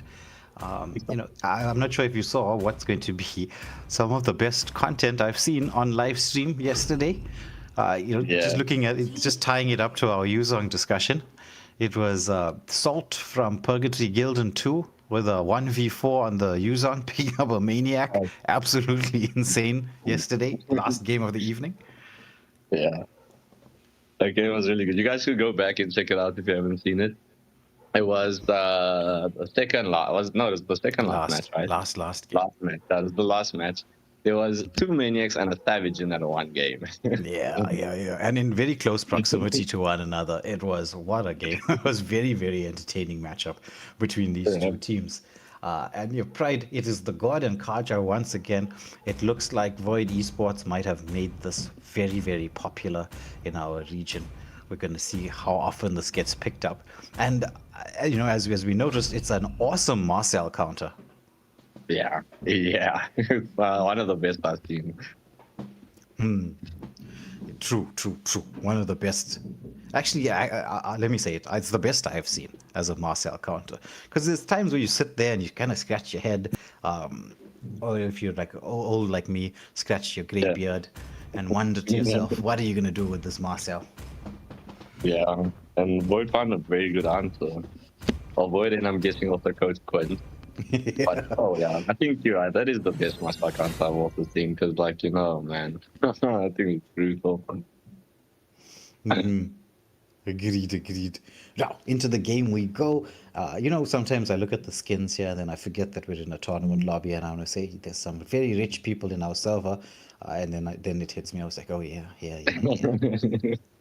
Tournament lobby. Yeah. So let me ask this question to you and the viewers at home, right? If there's any skin on any hero that you'd want to play, like this is the skin for you, what would you go for? For me, it would be the Guinevere Legend skin. I just really like that skin a lot. Yeah, that's a good one. Scarpy? Yeah. What skin? Wait, what? What skin would you pick on any hero that you'd want to play if you got a chance to ever play in the tournament lobby, which you only get to look at from afar? Collect the skin on the Melissa or the detective skin on the Fredrin. That's me personally. But yeah, they definitely collect the skin on the Melissa. I have, you know me, I'm a Melissa main. Melissa XR main. Yeah. It's a General Kai from Pride. Me personally, right, there's only one skin. I know it's a troll pick. We were talking about how it was a troll pick in the past. There's only one skin for me that I'd want to play. Layla, Blue Spectre. Oh, that's also very nice. You know, I like Layla has some very nice skins. Yeah. It's just unplayable, you know. Yeah, true. But it's the rarest skin in the game. It was only released in the Southeast Asia service, so it's not available worldwide as the litho battle is continuing. Oh my goodness, the stun coming through as it's gonna be first blood. Lucas picking up the kill. I was almost taken down there, but the stun from the god clutched there for Crown Maki. 100%. I mean, you gotta respect these two early game junglers. Both Lucas and Steve can dish out quite a bit of damage. Yeah, that they can. Kaja now with the zoning, but there's Ku from Hopper jumps in, wants to get that Kaja out of Zetian's face, because I mean Zetian, in terms of wave clear, you expect God to be able to have that better wave clear. Now Rama wants to make the movement across onto UHE. They want to make sure that they don't get that level 4 on the Yuzong, so that it does give them the opportunity to contest for the first turtle a bit better. But now there's Unleash the Beast, as now the flicker from Mahaba keeping him safe, but Yuzong manages to get rid of the frog armor. He does not have the level 4 Black Dragon just yet, as it's going to be another pickoff onto the Suyu. Pressure being applied here as Robs, he's not worried about frog armor. He's like, I can be deadly even without the armor. I know you guys keep talking about how Xborg is only half a hero without his armor. Let me show you how it's done. Yes, sorry. Man, I play Lucas and I see it a lot in the tournament, but every time I see that damage, it always surprises me. Like, as you see the Mystic Guard has been committed to a flicker play as well. A Killzone just managing to escape with 1 HP. But it always surprises me, that damage, man. God's damage output, nuts, bananas. I'm saying banana, making myself hungry. Maybe time for a smoothie. But you like a banana smoothie, huh? That's your favorite one. Yeah. Well, it's a pretty tasty smoothie. As I was just watching a Kai, doesn't have the divine. Oh, he does have the divine judgment. I actually thought he was gonna go for the drag back, but I suppose without the mystic gush, that smoothie wouldn't have worked out. Yeah, you gotta that's also good foresight by the Roma, just making sure that the mate does have the skills.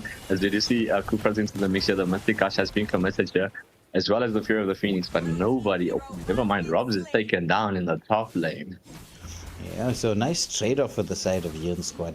They get their first kill on the board, keeping themselves within touching distance of the gold lead. Yeah, they might actually make it completely back with the gold of that tower that they're busy pushing there in the top lane. Yeah. And with the sensibility to realize that they were going to be hunted down. You know when it comes to those moments in time, right? I kind of like when you go for more of a jungle invade, when you see teams pushing like that. You can create that bit of space, but Echoes on this Irithel, getting the pick of kills, surviving the engagement with just a sliver of health, realizes there's the opportunity to actually continue pushing the lane. But speaking about pushing, Crown Maki doing exactly what I was saying a moment ago. I don't know. Do you think this is stream sniping? Is it stream? No, it can't be stream sniping. It can't hear be. Scarpy's It's too delayed. Yeah, we're gonna hear Scarpy saying, "No, I have the delay on. You guys are throwing me under the bus for no reason. I have the delay. You can't be stream sniping." I was just scratching my head about this banana split smack you talking about. Banana splits are tasty. The engagement is on here. The Fear of the Phoenix has been committed, as well as the full barrage by the Beatrix, but God coming with the insane double kill. Flicker out, Mystic Gush picking up a double kill. Yeah, I mean, look at this from the God. This is why we were saying in the last stream, right? Is God possible first phase ban worthy?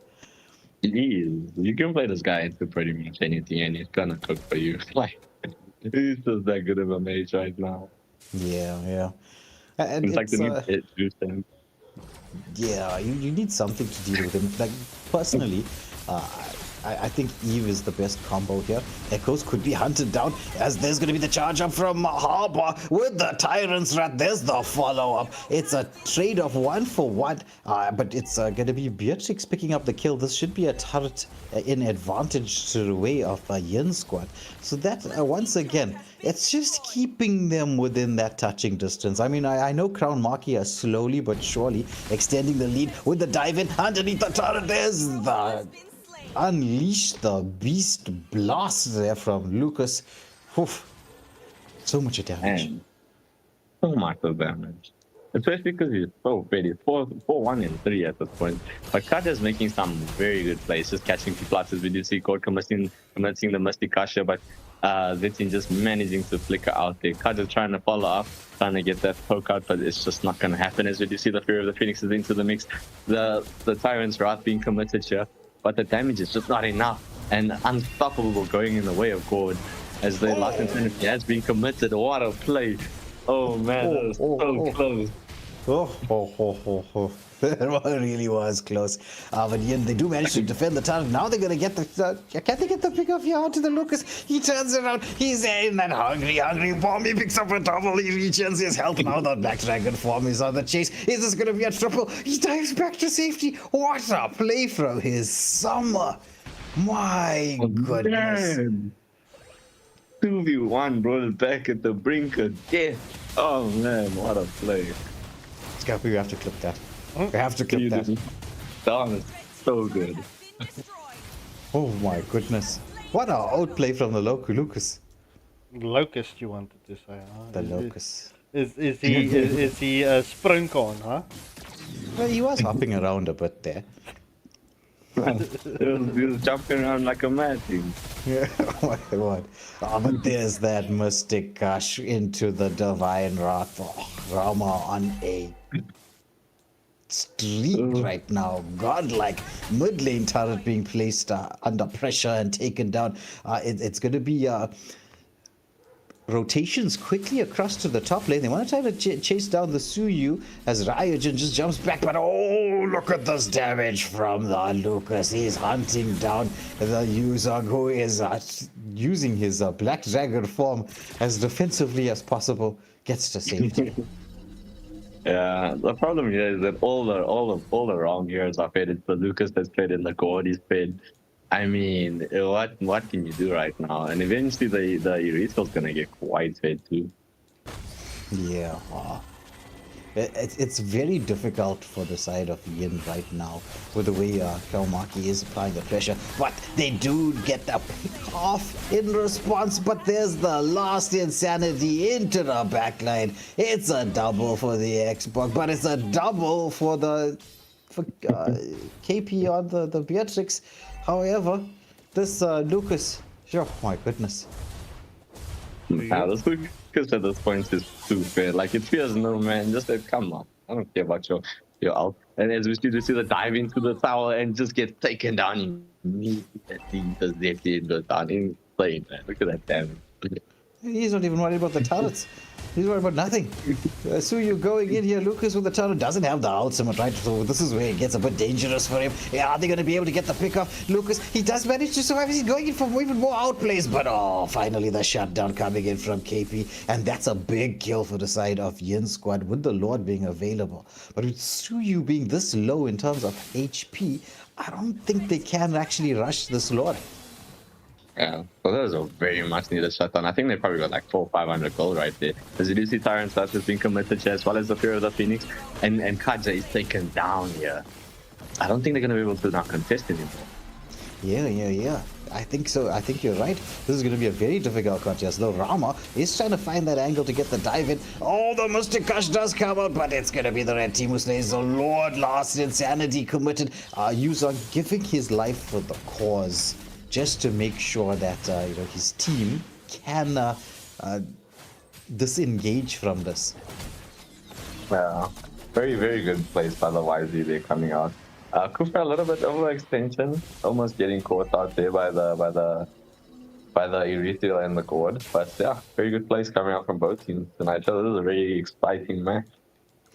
Well, it's always good when things are exciting. Though sometimes when one team dominates the other, right? As much as we like to see your favorite teams win, it's always nicer when things are a little bit more even, because Yeah. anything can happen. Yeah, and it's also where you get to see the insane outplays and Maniac sometimes savages. Always we do see that the Mystic Gush is into the mix here. So you just barely making it out by the skin of his teeth. Yeah. Though this map control that the side of Crown Maki has built up allowed them to get a proper defense on this. They haven't actually lost a turret with this Lord. Yeah, not at all. It's a very, very good defense. But to be fair, the pressure was onto them in the jungle there. They were in the middle of they got dragged in the fight, let's just say. Yes, that is so. Now, it's Crown Maki doing exactly what we expect them to do. They're going in for that control as once more Yuichi is forced to use the Black Dragon form defensively. And in terms of like a spell being committed, that's kind of a big deal because the Black Dragon form has, I think it's the second longest cooldown in the game.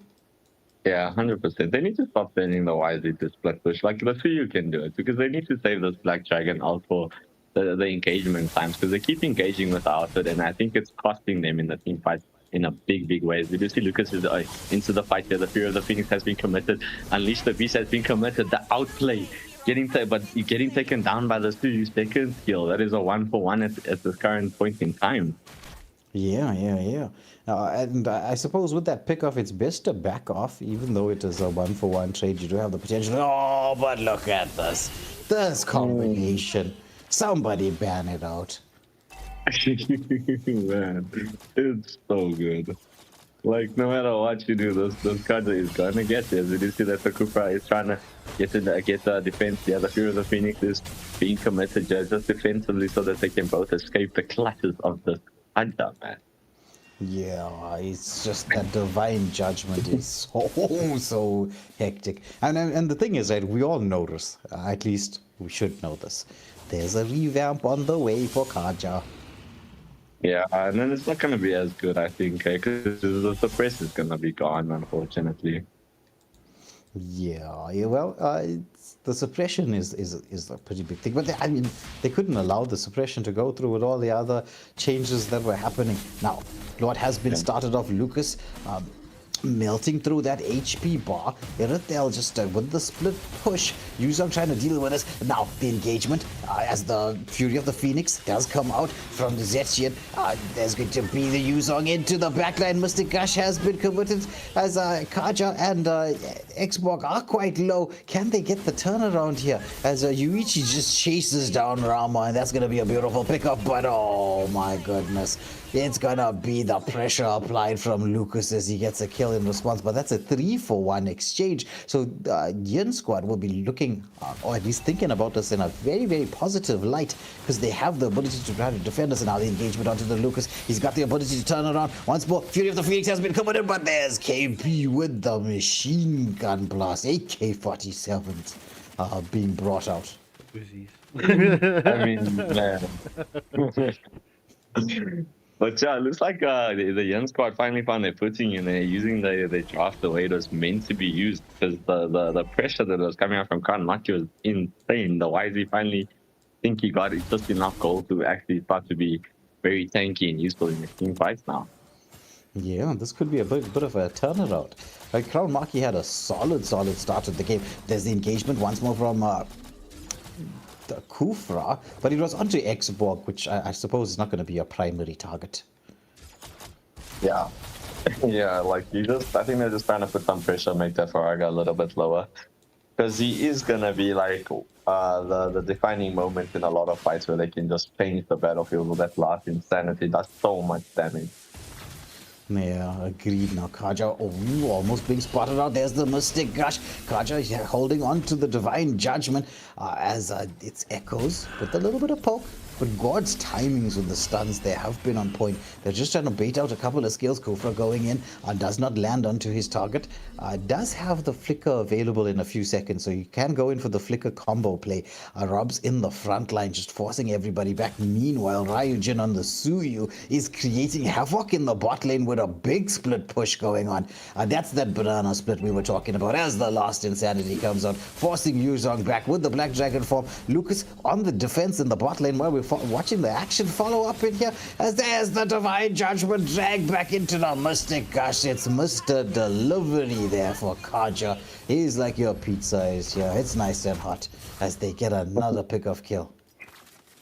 As long as you're still getting taken down there, so not too bad of a trade. The Beatrix is still alive, doing quite a bit of damage with the shotgun. As the engagement continues, what a flicker Tyrant Thrust coming out here from Kufra. The sniper has been engaged, and that's a killing spree going in the way of KP here. Coming in with the flicker. Oh god, almost getting taken down with that knife. Yeah. Oh, man. Lucas is trying to hunt down the Suyu. Can he get the Suyu? Suyu trying to dash back to safety. Lucas, he does have the Unleash the Beast form out there, but now he's going to be hunted in response as the Yuzong goes in. The control, the stuns, the knockup. Lucas is in a 1v3 situation. He's in a lot of danger, and without the Unleash the Beast blast, he is melted down. Lord should be uncontested going the way of a Yin squad. They've dragged this game back heavily in their favor. Yeah. Man, you're right about those weird things. Like the ult wasn't even fully loaded. Man got that side snap onto the board, man. That was insane. Oh, look at one shot with it. Yeah, exactly. Now, full-on engagement after the Lord, but the Fury of the Phoenix gets the stop up as Nas is taken down on the Kaja Renner. Ooh, just slightly off the mark. Almost, getting that snipe onto Echoes on the Irithel.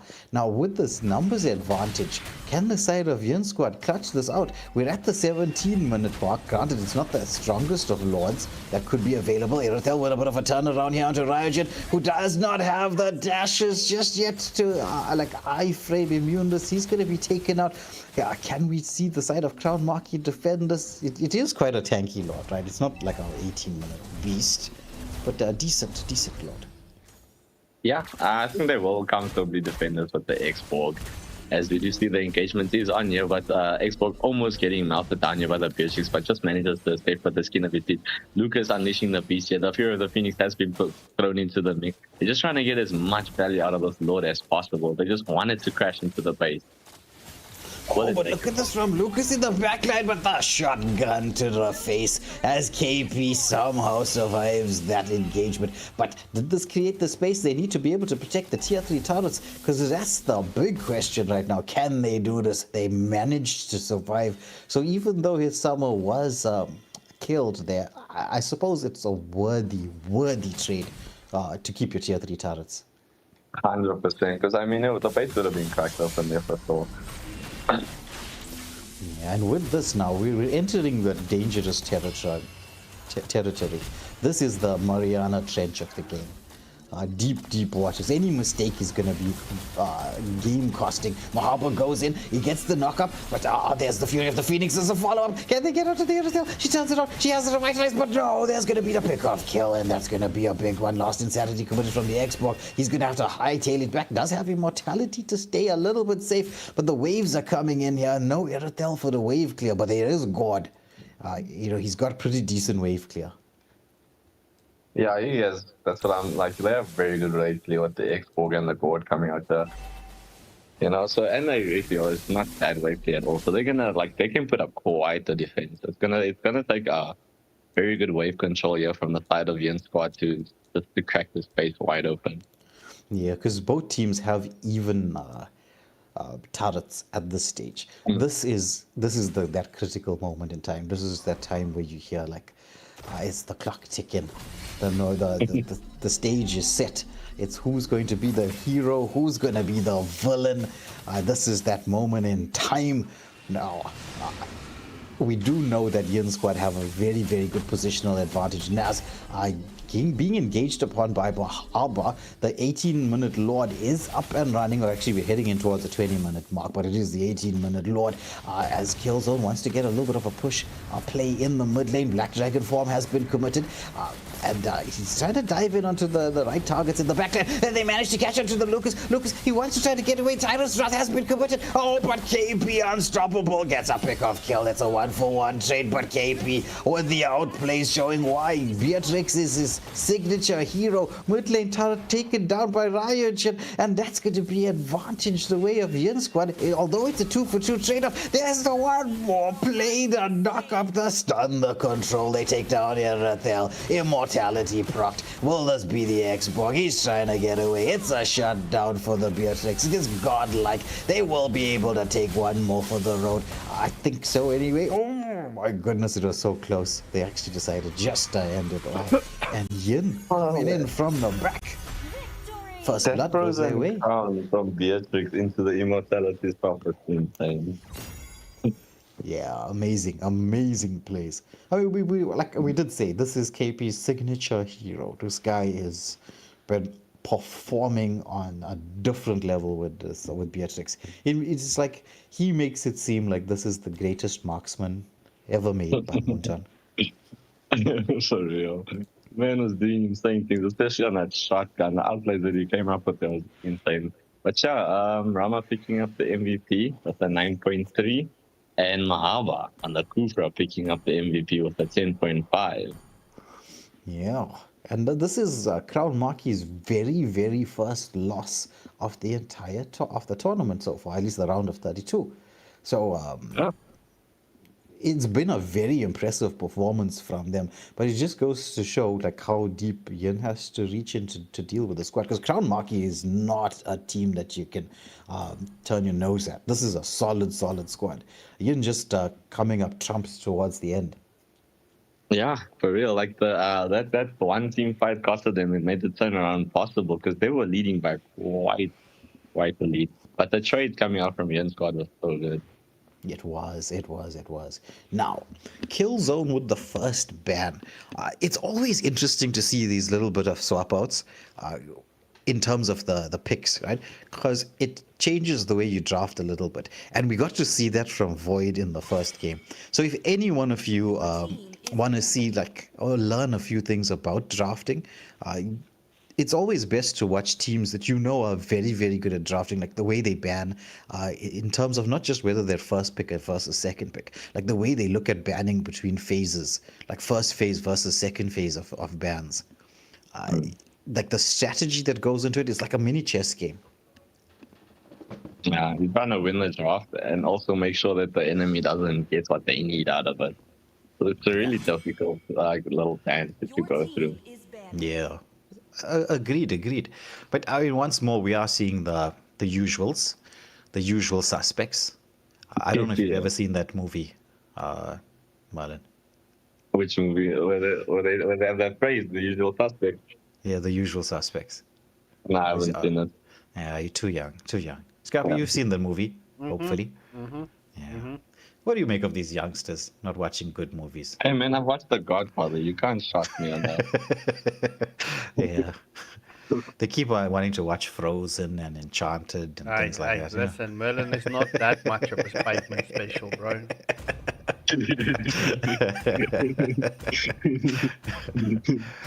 Well, let me ask you this question, Merlin. Have you watched Frozen? Your team is banning. Yeah, with my nieces and stuff. They always want to watch. Wanna build a snowman? Yeah, and Moana, like, oh. Defend this now, Scarpy. Defend it. I'm not. Yeah. But speaking about Frozen, right? There's a lot of heroes like the God pick, the Kai pick, the Marcel pick that can really freeze you in place. Yeah. I think that Kai was also really smart here, coming up from Crown Maki. Because it is, like, honestly, it's a hero that you can first pick. Granted, there is the Barret, but that's more like a skill-based matchup. If you can wait for Barret to ult you, then you ult first, you can kind of counter. So it just depends on who's more patient. Yeah. It is a question of the patience thing. Now here's the thing, right? I'm just thinking about a Kai at the heavy spin. Yeah. Is there a single skill? I'm not talking about like multi-skill stuff, right? Is there a single skill stun that's going to be longer than a Kai's?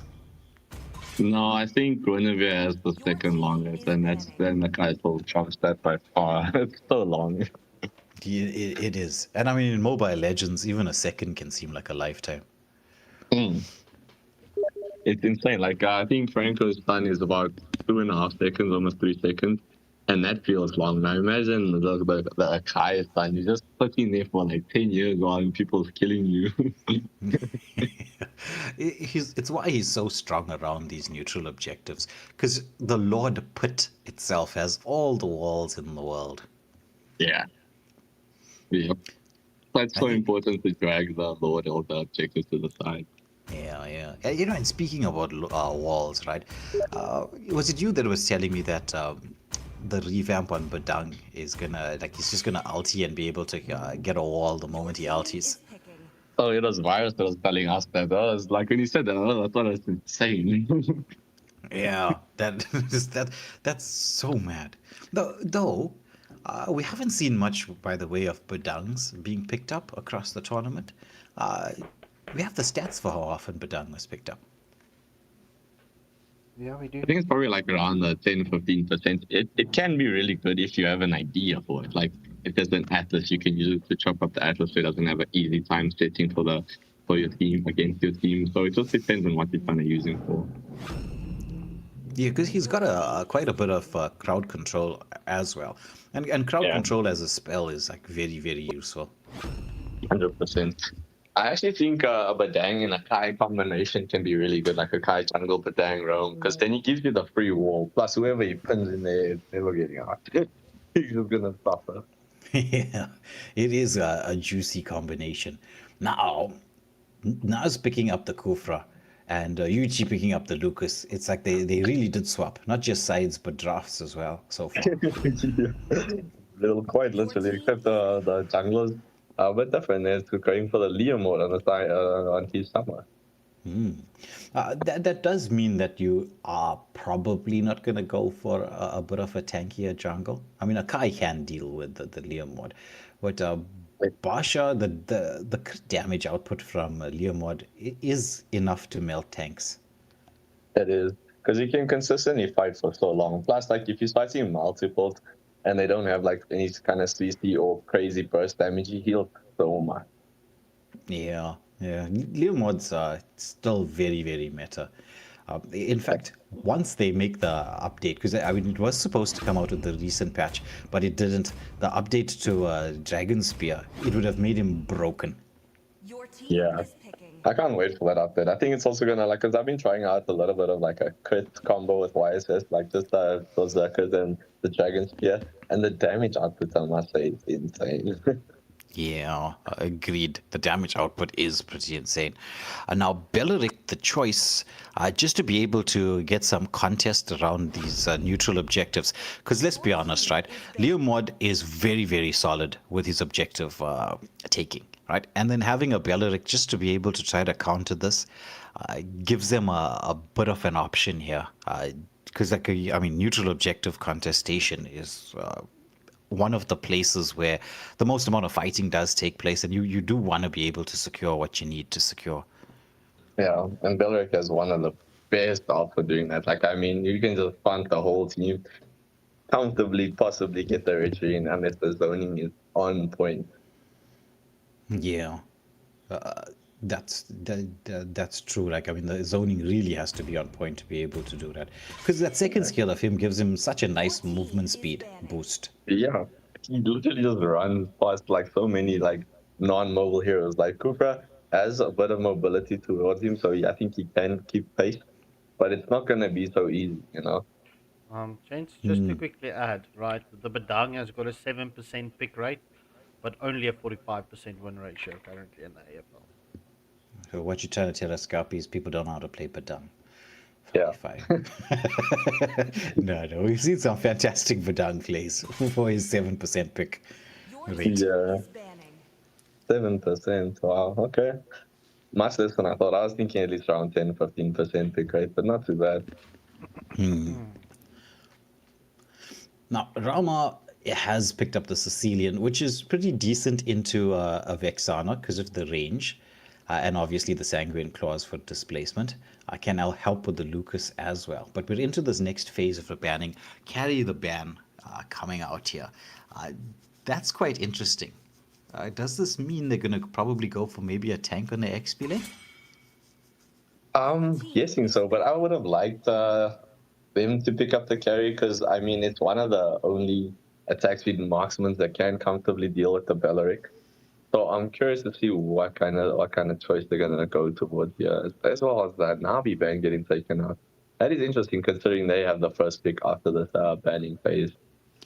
Yeah, I suppose they just want to hard focus the gold lane, which is surprising that they didn't ban out the Beatrix. Yeah, yeah, yeah. That Beatrix is still fully locked and loaded. Yeah, But maybe they plan to steal it. possible. Yes, you say they do have the next pick after this final ban.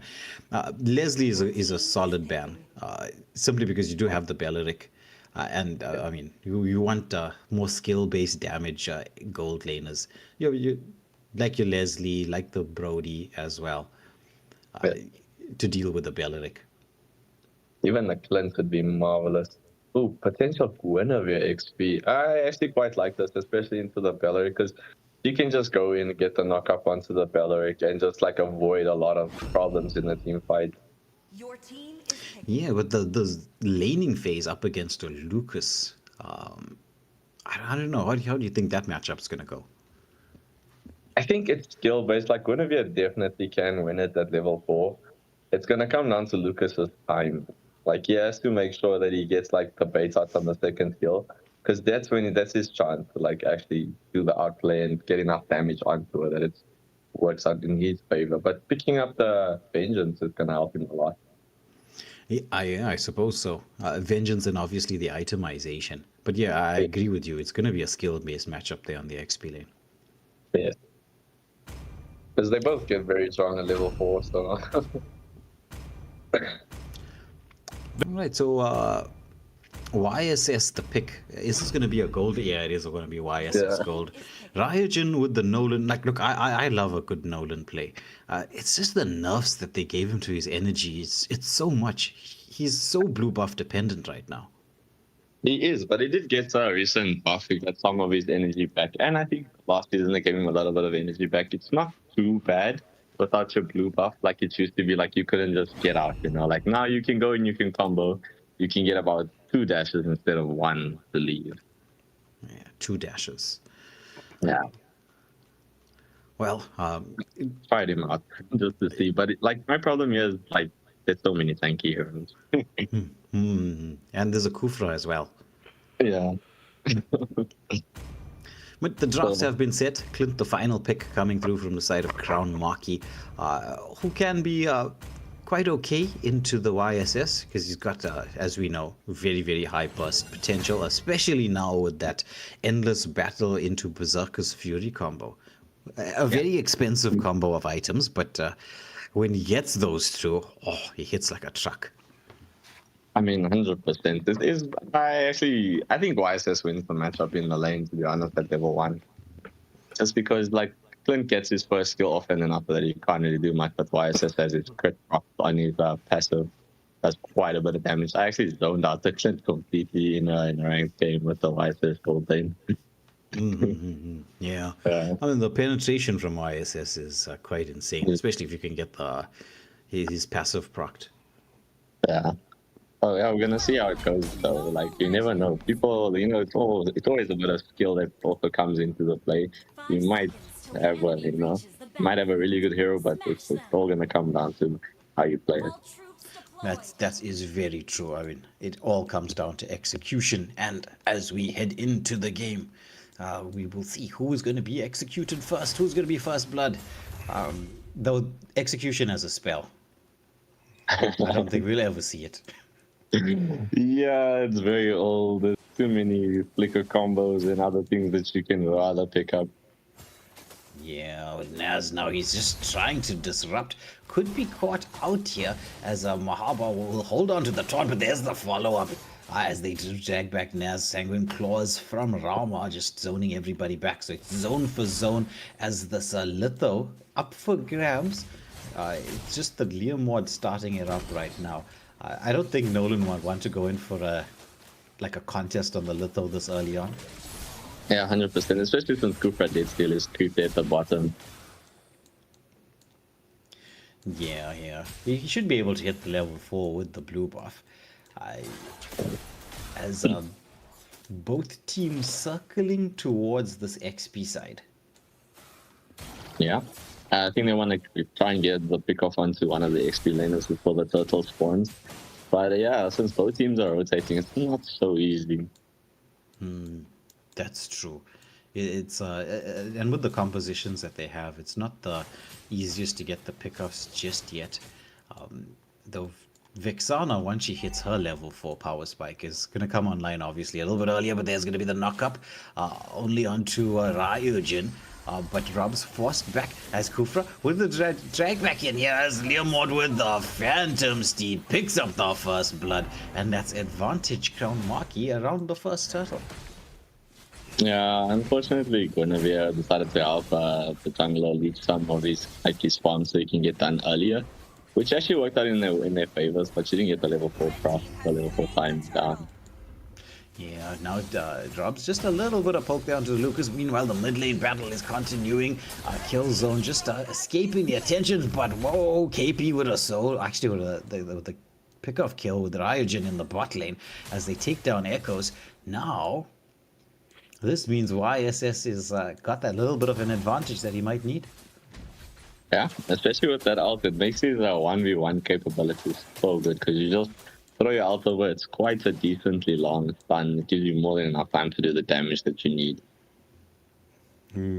It is a pretty decent stun.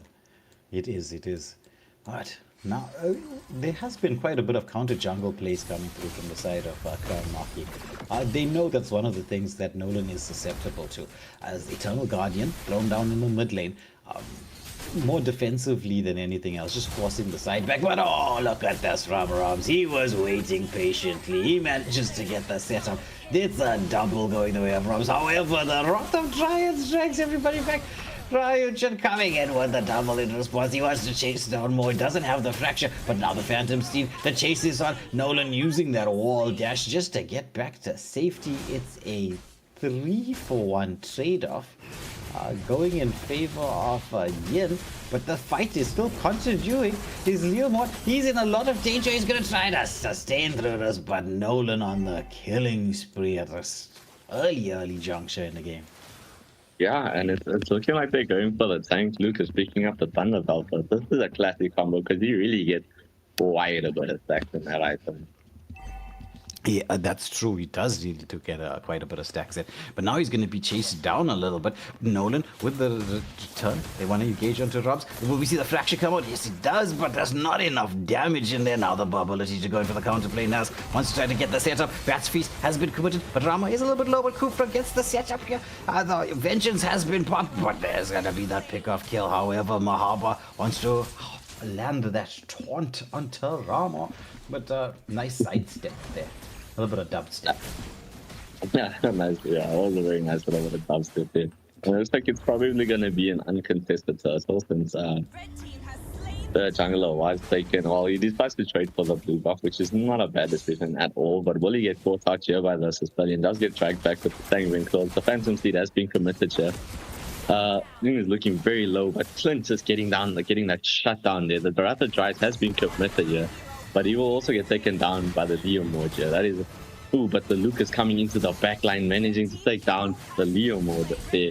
Just securing a kill. That is a 2-for-2 exchange so far here. But will Lucas be able to get out? Can he secure the kill count that he managed to achieve for his team? Yes, he does.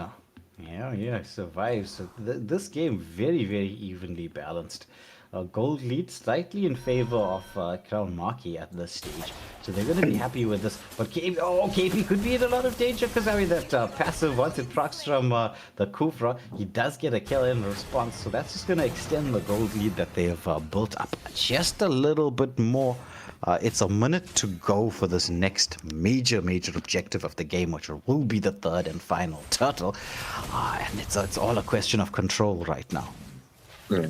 But I have to say, I'm really impressed with Yuichi's rotations. Like, he has been so on point with his rotations coming out here, like, saving his team at critical moments. Yeah.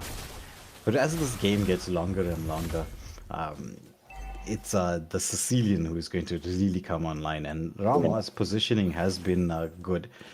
Lucas can get into the the back line. He can, right? There's a question of, is there going to be the space for him to be able to do so? Yeah, and I'm guessing that's probably why he's going for the tank build. It's so he can, like, you know, force his way through. As we do say, there's a bit of engagement here onto the Guinevere.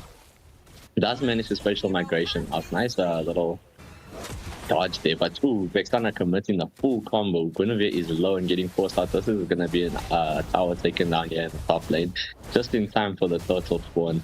But will they be able to contest? Yeah, that's the question there. Did take out Ryujin on the Nolan as he went in for some jungle invade play.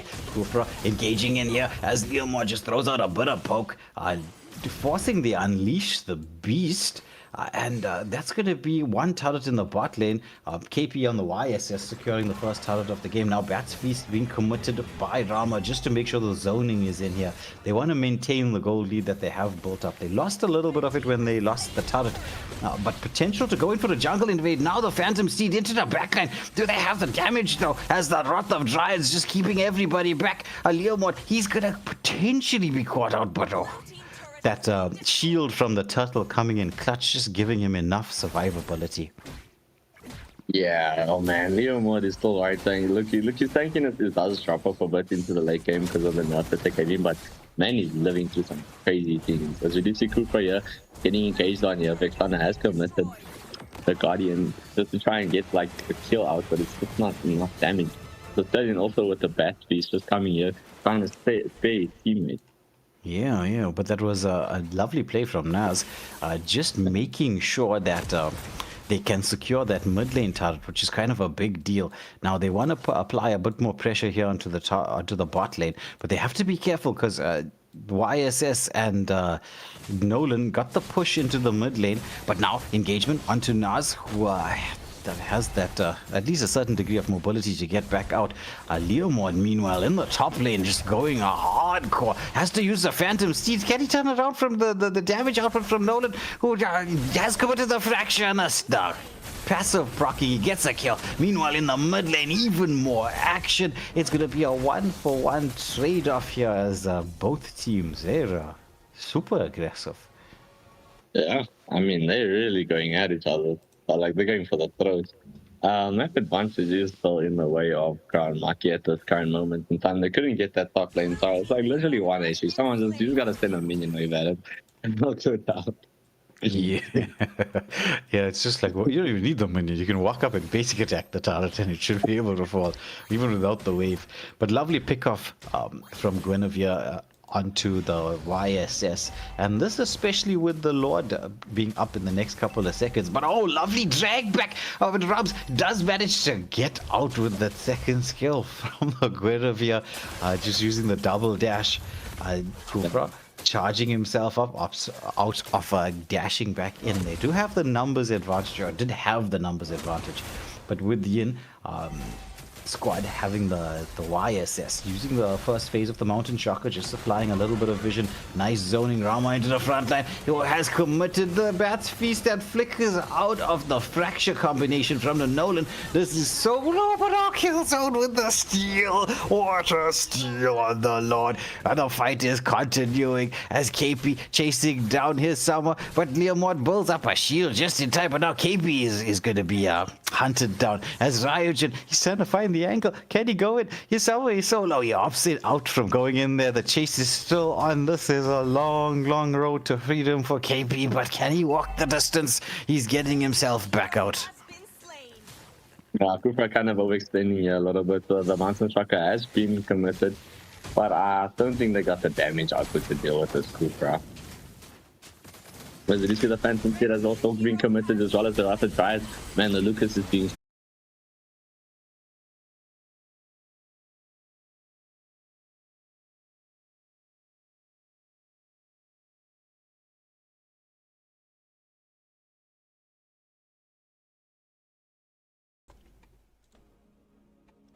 Alright, apologies ladies and gentlemen. We will be heading back into the game now. We've got there was a bit of a technical glitch there, but we've gotten the stream back up and running. We can see the next few seconds coming through, and we're heading into a continuation of the match. Once again, our apologies, as I'm sure even the players were like, wait, what's happening? This is a long pause, very long pause, like half the length of the game, but we are back up and running, and the action can continue as it's 30 seconds to go for this next Lord. Yeah, very exciting match. I hope you guys are leaving us with a like, share, and subscribe. Tell us in the comments how you've been liking these matches so far. Yeah, 1 like for every second we were paused. Yes. It looks like they're trying to set up for this engagement here, but it looks like Lucas getting caught out a little bit here by the Kufra. That gets poked out quite low, but now it's Kufra who's the one who has to be on the run. Yeah, true. Well, let me just try to get the camera angle set a little bit better, just to watch the continuation of this engagement around the Lord. As there's the drag back into the backline, they do manage to take down one. It's a mega kill for Riot. The Lord is so low, but it's Goof right to the backline. He gets the shutdown and the double. Does his team have the ability to be able to take this? But no, Guinevere split pushing like crazy. If they can continue this fight, Guinevere might be able to end this. But no, there's Yuichi on the return as they I actually say Crown Maki with that backdoor. They are going to be in position to take this Lord. Yeah, I mean, 100%. I think they should have left Lucas to try and take the Lord and rather send back the YSS to defend. Yeah, exactly so. Now, Lord, it's still just past the 12-minute mark, so it's a proper Lord. It's a decent Lord. You can actually end the game with it. It's just a question of being able to continue with the control. Now, Crown Maki having a tier 3 turret being taken down, it means the slow push is going to be available for them to cause a bit of distraction. But that play from Naz diving into the backline with the double and the shutdown was so on point. Now, Lord has been started up by the side of Crown Maki. His Summer just starting this off with Kufra doing all that zoning. There is a split push happening in the mid lane by Nolan, but without the retribution being available, that's just quick plays. But Nolan, he's trying to get a tier 3 turret taken down. The recalls are happening. He should be able to secure a tier 3 turret, so they did manage to get the Lord, but with the tier 3 turret down, this is going to be a bit problematic. Now it's a question of whether they can manage to get the control and use the Lord effectively. Can the side of Crown Maki.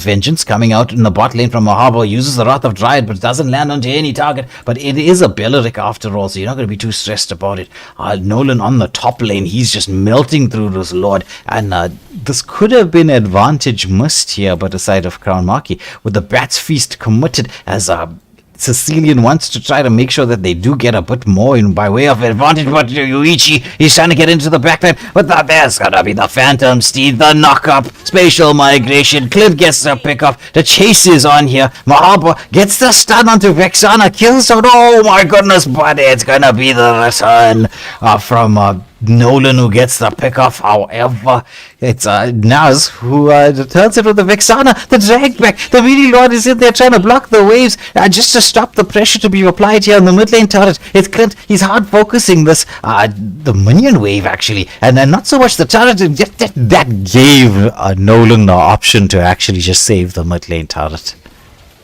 Yeah, he managed to kill it just in time as we do see the best, which has been committed here. Then picking up a killing spree. Will they be able to clutch up the defense here? They're taking so much of tower damage though. The base is low, but I think they do just manage to clutch up the base defense. No, the minion came just in time. Yeah, oh my goodness. And that is going to be 1-1. It all finishes off on as even in this second game of the evening. Yeah. I mean, good plays though by Nolan and the gang. They really did try to eke out an advantage there, but unfortunately the pickup came at the wrong time. Yeah, agreed. Now, with that being said, ladies and gentlemen, we're just going to have to take a quick pause as we get the next lobby set. I'm sure there's a few of you who are in the live stream who have been waiting for your game. So I'm going to have that lobby set and ready for you. We'll be back in just a few seconds, so don't go anywhere. Yep.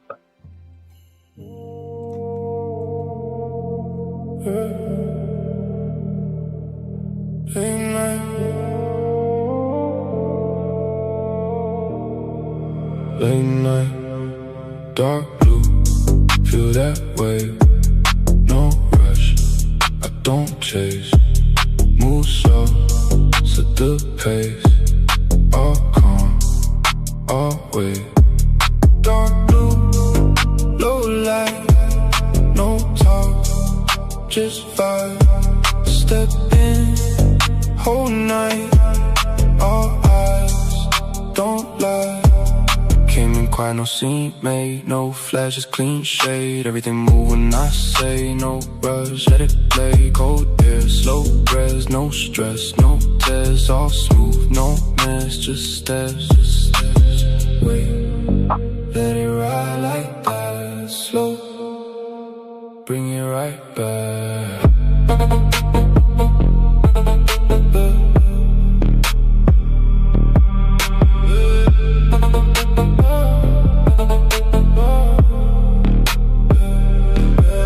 Dark blue, feel that way, no rush, I don't chase.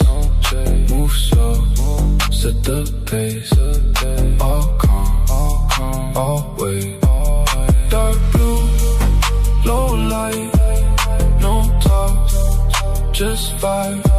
Step in, whole night, all eyes, don't lie. All black, blue tint glass, no pass, just pass. No sound, just bass, everything in place. No tone, don't flex, no need, just press. One move, that's set, no doubt, no guess.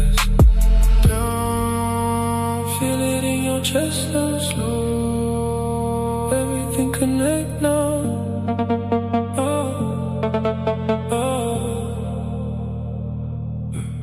Dark blue, feel that way, no rush, I don't chase. Move slow, set the pace. All calm, always. Dark blue, low light, no talk, just vibe. Step in, whole night, all eyes, don't lie, yeah. Stay cool.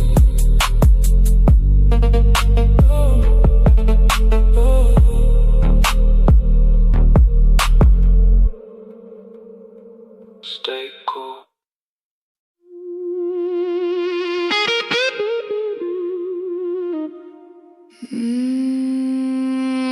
Midnight calling. You feel it too.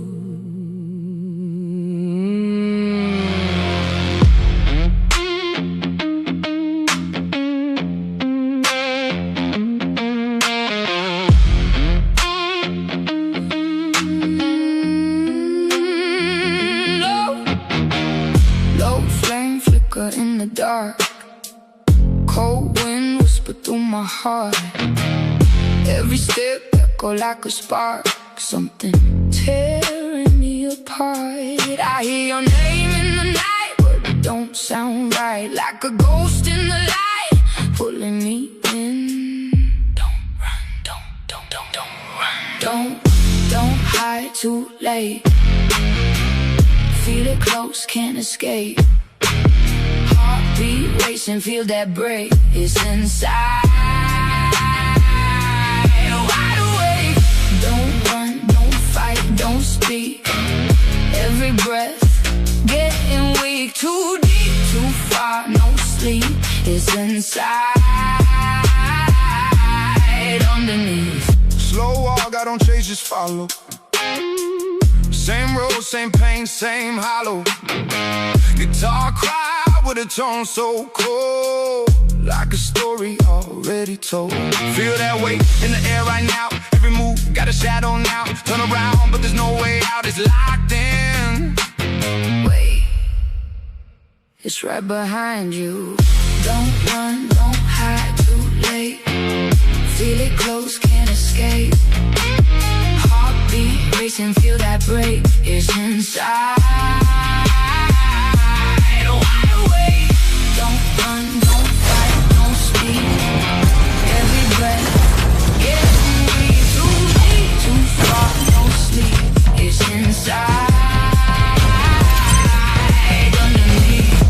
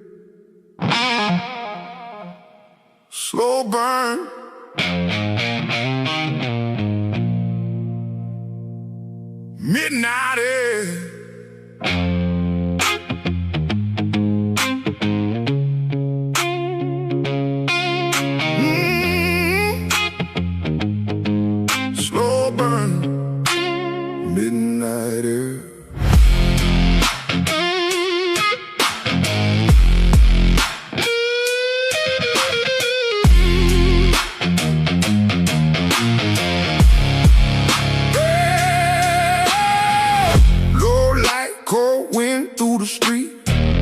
Every step's feel it drag on me. Oh, soul rhythm deep in my chest. Every breath like a test, like a test. Guitar crying a minor key. Something out there watching me.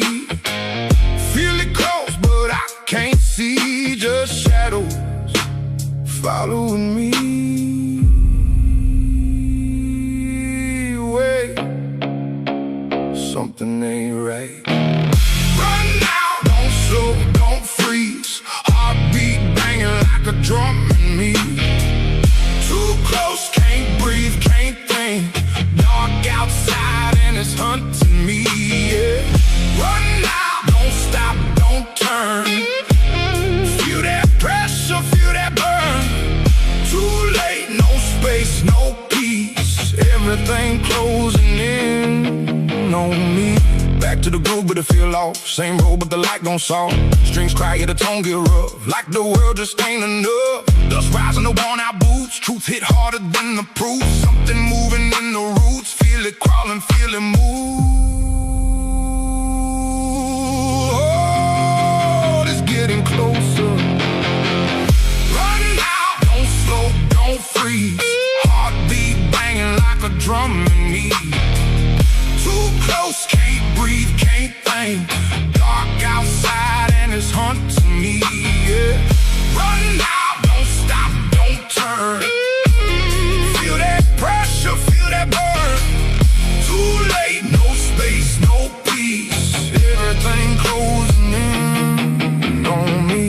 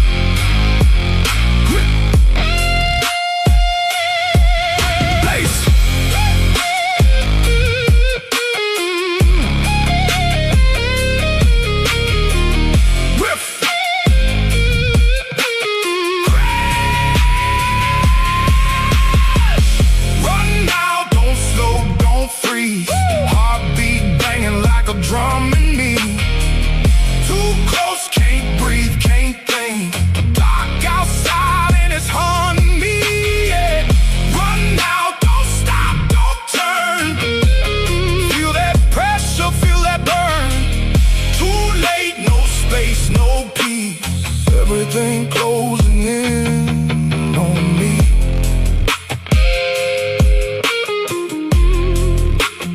Still there.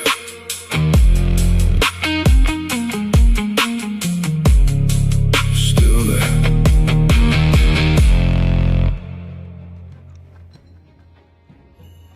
Alright, hello everybody, welcome back to the stream. We do have the lobby set. It is going to be Dragon's Crew with the first pick, first bans. And well, they start off with, straight off the bat, the Paquito not getting to see the light of day in the land of dawn.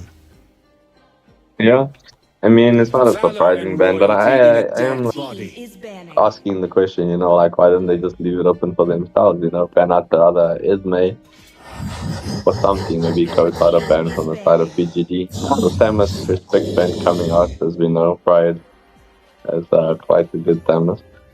Yeah, we've seen this Thermos being picked up by PGD, who have been taking some big names along the way in this journey in the tournament, but the points to be played for is actually quite important in this group.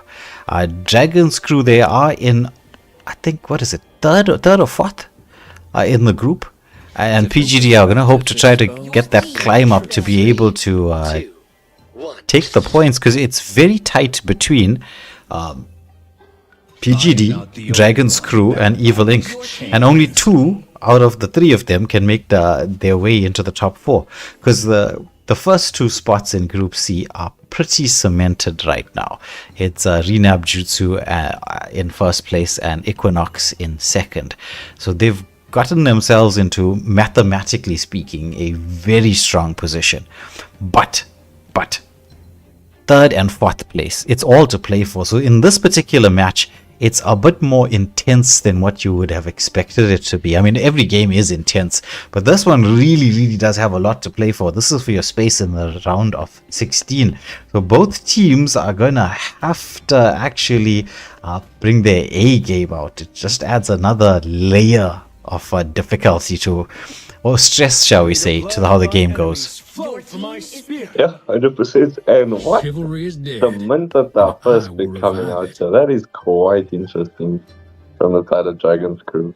I Yeah, haven't seen a mint in a while. Redefine Your reality. team is picking. that's very true. But well, I mean, once Muncie is picked up, you know that those are high mobility dash heroes. There's not a real chance of picking it up. I mean, you can, not to say no, but do you really want to into a Muncie? Yeah. Not unless maybe it's something like us to you, potentially, yeah. Because everything else is getting stopped out so hard. But yeah, I mean, good. We're gonna see good choices coming out from the side of PGD, though. Automatically Ninjutsu locking is the the cleanse, ultimate Toxic Nemesis has that very strong cleanse, as well as being chilling on the squad, man. Being chilling on the squad has been doing things throughout this tournament. Agreed. Like, really been playing very well. But Shedden deciding to go for the Hanabi pick. Hanabi into the Clint. I mean, she does have that ability to sustain. Renzino flashing the Esmeralda. Well, we see the Esmeralda into the Basha. Sky tells all. Your team is But yeah, big. I think it's not too bad. Like, I think it's mainly getting picked up to deal with the Hanabi. They don't want her to reach that late game, and if she does, then, you know, the Esme is there to, like, just hard counter with all those shields. Yeah, it does mean that Hanabi has to pick up the Trinity build instead of the crit one because of the Esme. Yes, 100%. But, I mean, you don't really play a Hanabi crit. I think Trinity is just so much better, especially in a team fight with ricochets, so much of damage. Yeah, it does do. I mean, like with the Valor here ban out, it's a good one because they want to give Esme the best possible opportunity to sustain and tank through most of what's coming out. Bakudan, I mean, having picked up the jungle, you would expect the side of Dragon's crew to start banning out jungles. Yeah, 100%. You know, and also the thought occurred to me, maybe the Manta are first because they also just counter big spender on his assets, you know? You're not really gonna pick assets in the Manta first because you can't out. Yeah, but then they ban it out for double security. They're like, we shall counterpick you and then ban you out afterwards to make sure there's no way. Yeah, because I mean, you can't always stop assets with the Manta. So and it's so good. Like, he doesn't just have the ult, he has the slows. Atlas is a multi-purpose hero. It really is. I mean, he's one of the strongest roamers right now. When he first started making an appearance, I was like, Atlas, really, is he back? What's changed that made him so fantastic? And then suddenly you see him and you're like, oh my goodness, he's back.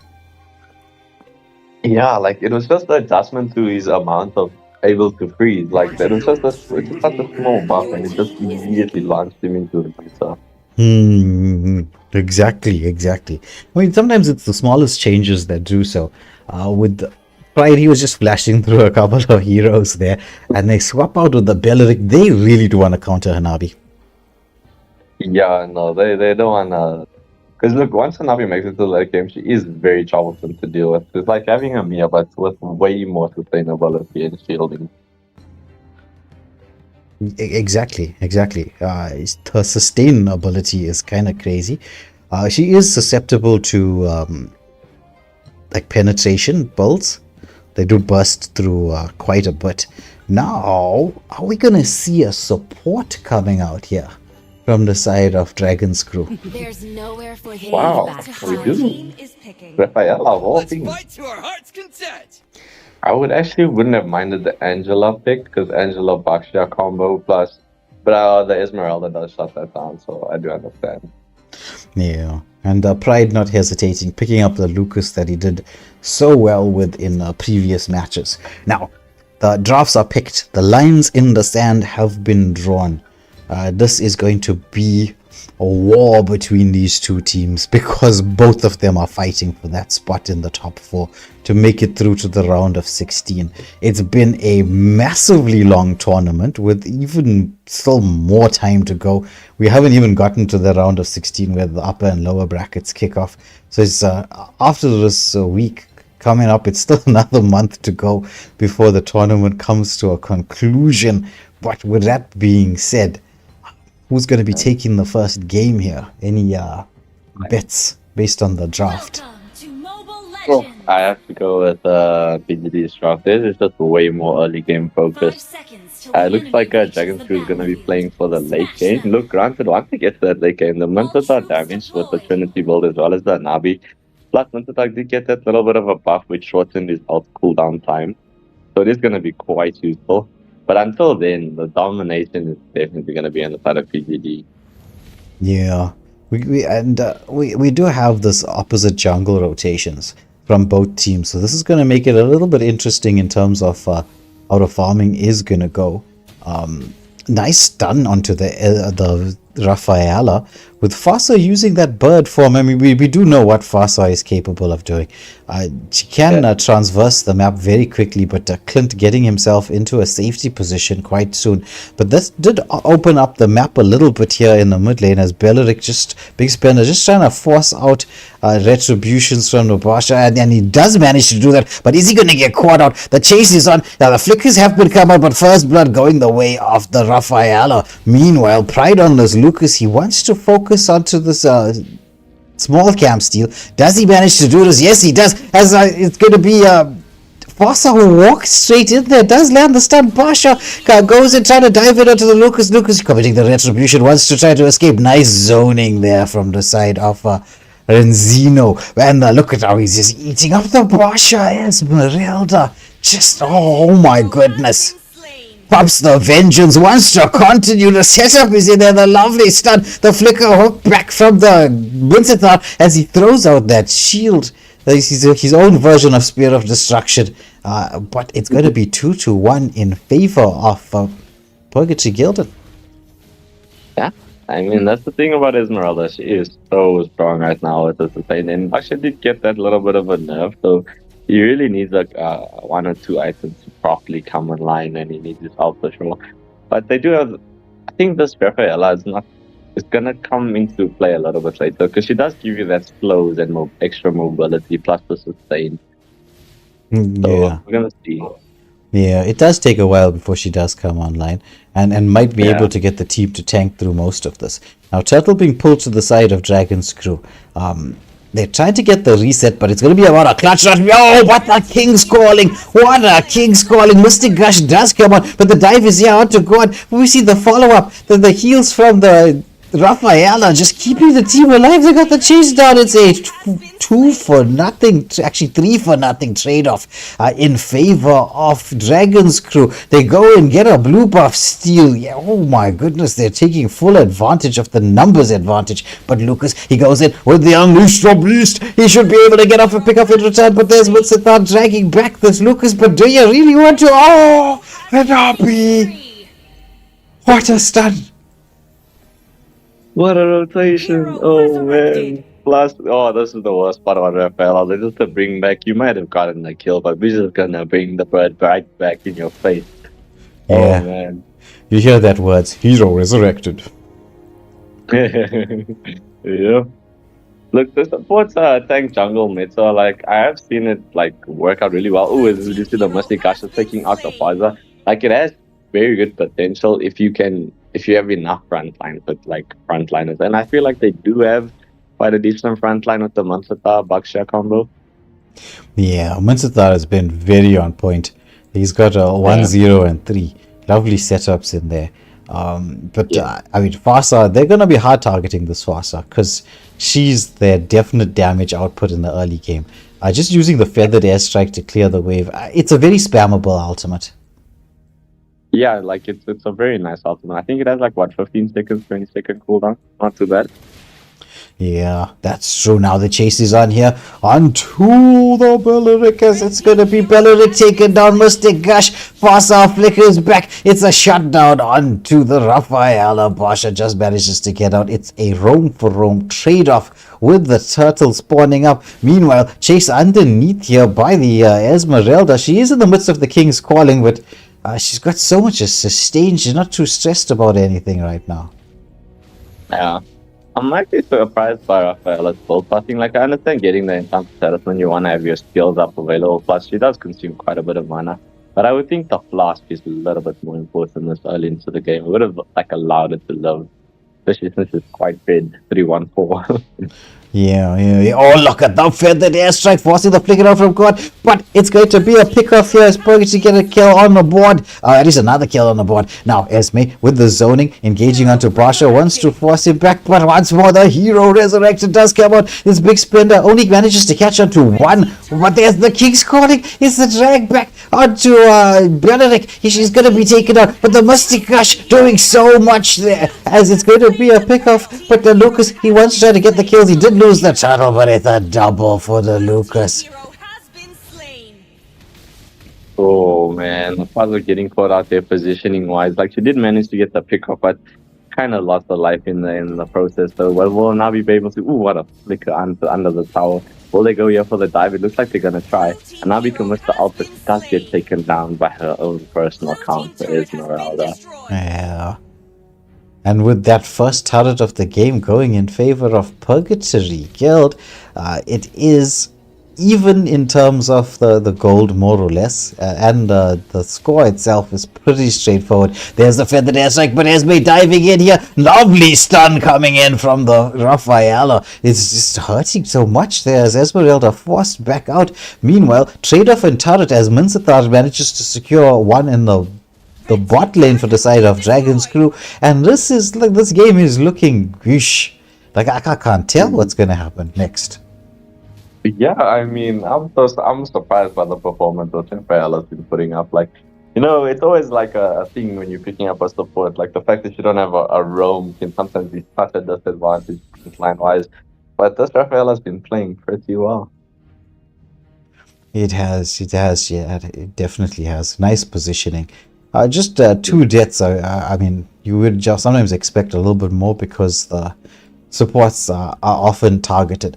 But so far, it's like the timing where they need to get onto the god is like the issue. Oh, there's the dive onto the Farsa flicker back, but Basha is dragging everybody back in here. Lucas, he dives underneath the tunnel, but he's going to get taken out. He gets a double kill, but it's a shutdown going the way of Hanabi. But the King's Calling does come up from it. So now he gets the hook back. Can they continue with the damage? They do take out Clint. It's going to be a 2-for-2 trade-off overall. Hanabi just protecting this mid lane, but I mean, has to be careful of the Esme. Yeah. I think this Belleric pickup here coming up from Big Spender is really doing wonders because he's like really stopping them from getting onto this god space, and that is what Big Filling really needs. Yes. Now, the turtle being started up here, Lucas is going to try to get into position as quickly as he can, but I mean, the timing wasn't right as Dragon's Crew do secure the turtle. Can they push this mid lane in? It's possible, but you got to worry about the wraparound play coming in from the Esmeralda. Hanabi trying to get the focus on, but there's Esmeralda. It's Hanabi. She was in too much space, but the King's Calling hook back in here, and somehow Hanabi is going to try to survive this, but oh my goodness, he's going to get taken down. Lucas gets that kill into the backline, and the fight, it continues. Pressure being applied. Farsa with a feathered airstrike, but Esmeralda, she's just eating through everything. What a wrath of Dryads. Full team wipe. It's everybody taken down with nothing given in return. That's the pirate life. It's the pirate life. Ah, man. If you ever watch this game back, please, like, you're really costing your team with your positioning. Yeah, that dive in on over there, but it was a bit of a chase down with the push onto the mid lane. But these moments in time, they do can settle games. Yeah, true. Like a full team wipe is now already that puts the gold advantage firmly in the hands of PGD. It's not too big yet, but it's like a let's say 1.5, 1.6 gold lead here. Yeah, it's this mid lane control that makes all the difference in the world. Yeah. Now Esmeralda, she's just engaging onto Mincetar, eating up the shield. There's going to be the hook back. Do they go into the King's Calling? They're trying to control this. Esmeralda uses the vengeance to try to sustain through this, but that was just way too much damage. They finally get rid of that Esmeralda. Meanwhile, Lucas, he does manage to secure a turret. He wants to dive it onto Hanabi, but he's going to be chased back. Goes in with Unleash the Beast. Because is he going to get hooked up here? Now the team comes in with a quick response just to keep Lucas alive. And that's a tier 2 turret in the mid lane falling. Yeah. I mean, they used everything to kill that Esmeralda. And she still sustained quite a bit. Esmeralda's looking so strong. But I don't think they're going to be able to contest committing all of those crowds so early. Unless King's Calling does come back a lot faster now. So it's probably up. As well as the feathered airstrike. Yeah, it should be back up very soon. It is ready. Now, Clint just starting off this Lord with the Lucas. Esme into the backline. She gets onto the right targets, but they turn around, throwing out the feathered airstrike. Muncie is the only one trying to get there to try to stop this Lord. Esmeralda is taken down here. Now, this could be positional advantage, but the Wrath of Dryads coming in clutch. Lucas, he tries to get the turnaround. He's chasing onto the Rafaela, but it's a double kill. It's a triple kill for the Clint. The shutdown does go the way of Hanabi, but they kill each other. But oh my goodness. It's IK who did get the Lord steal, but they've lost 4. It's a 4-for-2 trade-off. But with the Lord being on their side, they won't be too sad with losing 4. Yeah, 100%. I mean, because now, unfortunately, the Holy Shield in the mid lane has been taken down, though. But I'm surprised by Rafaela's roam, so she decided to go for running fire. What's it called? Conceal. The orange one. The orange No, the one. orange one. Yeah, the one for the basic attack. Oh, interesting. Yeah, instead of the favor, the normal favor where you get the extra heals. I was surprised to see that. Maybe probably a mistake, most likely, but yeah. That extra heal really makes a big difference. It does. Especially with this Esmeralda just tanking through so much.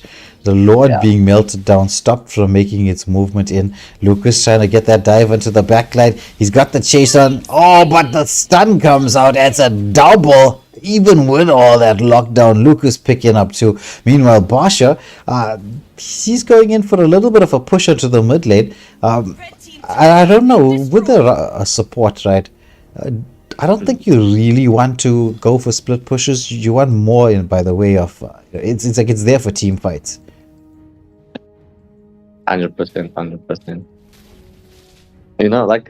Look, PGD is really putting the pressure on, but Dragon's Crew is not laying down whatsoever. They have been getting good team fights out. They just gotta position slightly better, and if they can get they need to. Esmeralda is really causing a problem for them. They gotta try and pick her off earlier than usual. Well, the Trinity build has been actually no, is it the Trinity build? Yeah, the Trinity build has been completed by Hanabi. She went in for the Malefic gun as well, just to give themselves a little bit of extra attack speed range to avoid the attentions of Esmeralda, as you said, diving in to the backline quite efficiently. It's 30 seconds to go for this next Lord. Both teams trying to gain some sort of positional advantage with the map control. But PGD have 2 players just camping out here in the backline. They're going to try to bait in something. If you can bait out an engagement, then you know that you can, with that potential to wrap around, it can be quite effective. But There's 2 players coming in for the defense. There's a possible wraparound situation in here, but Rafaela just healing the Hanabi back up, allowing them to reposition. Meanwhile, Dragon's crew have gotten themselves into an early position for the Lord. Hanabi, the one trying to deal with the lane. Esme just providing all the vision around this Lord, as there's a PGD with the potential wraparound. Oh, but there's Winston. He gets the hook to God, but the Wrath of Dryad saving God. The turnaround is in here. Lucas is starting to dish out the damage, but the feathered airstrike, it's going to catch on to everybody. Mystic Gush is in there, but they take down another, as it's going to be a 3-for-1 trade. Clint is going to be next focused onto. He does get the option to heal back up. He takes down the jungler. They want to try to get onto Clint. He almost takes down Farsa, but that is a 4-for-2 trade going in favor of Dragon's crew. Resurrected. And the jungle is back. Oh my goodness. Just in time to take the Lord. Now they do have the opportunity to burst down this Lordja with the Hanabi. They do have to be very careful though, because I see Renzino is scouting Archer. He's probably going to try and cause a bit of a problem here. But the number advantage is just too overwhelming. Yeah, it is.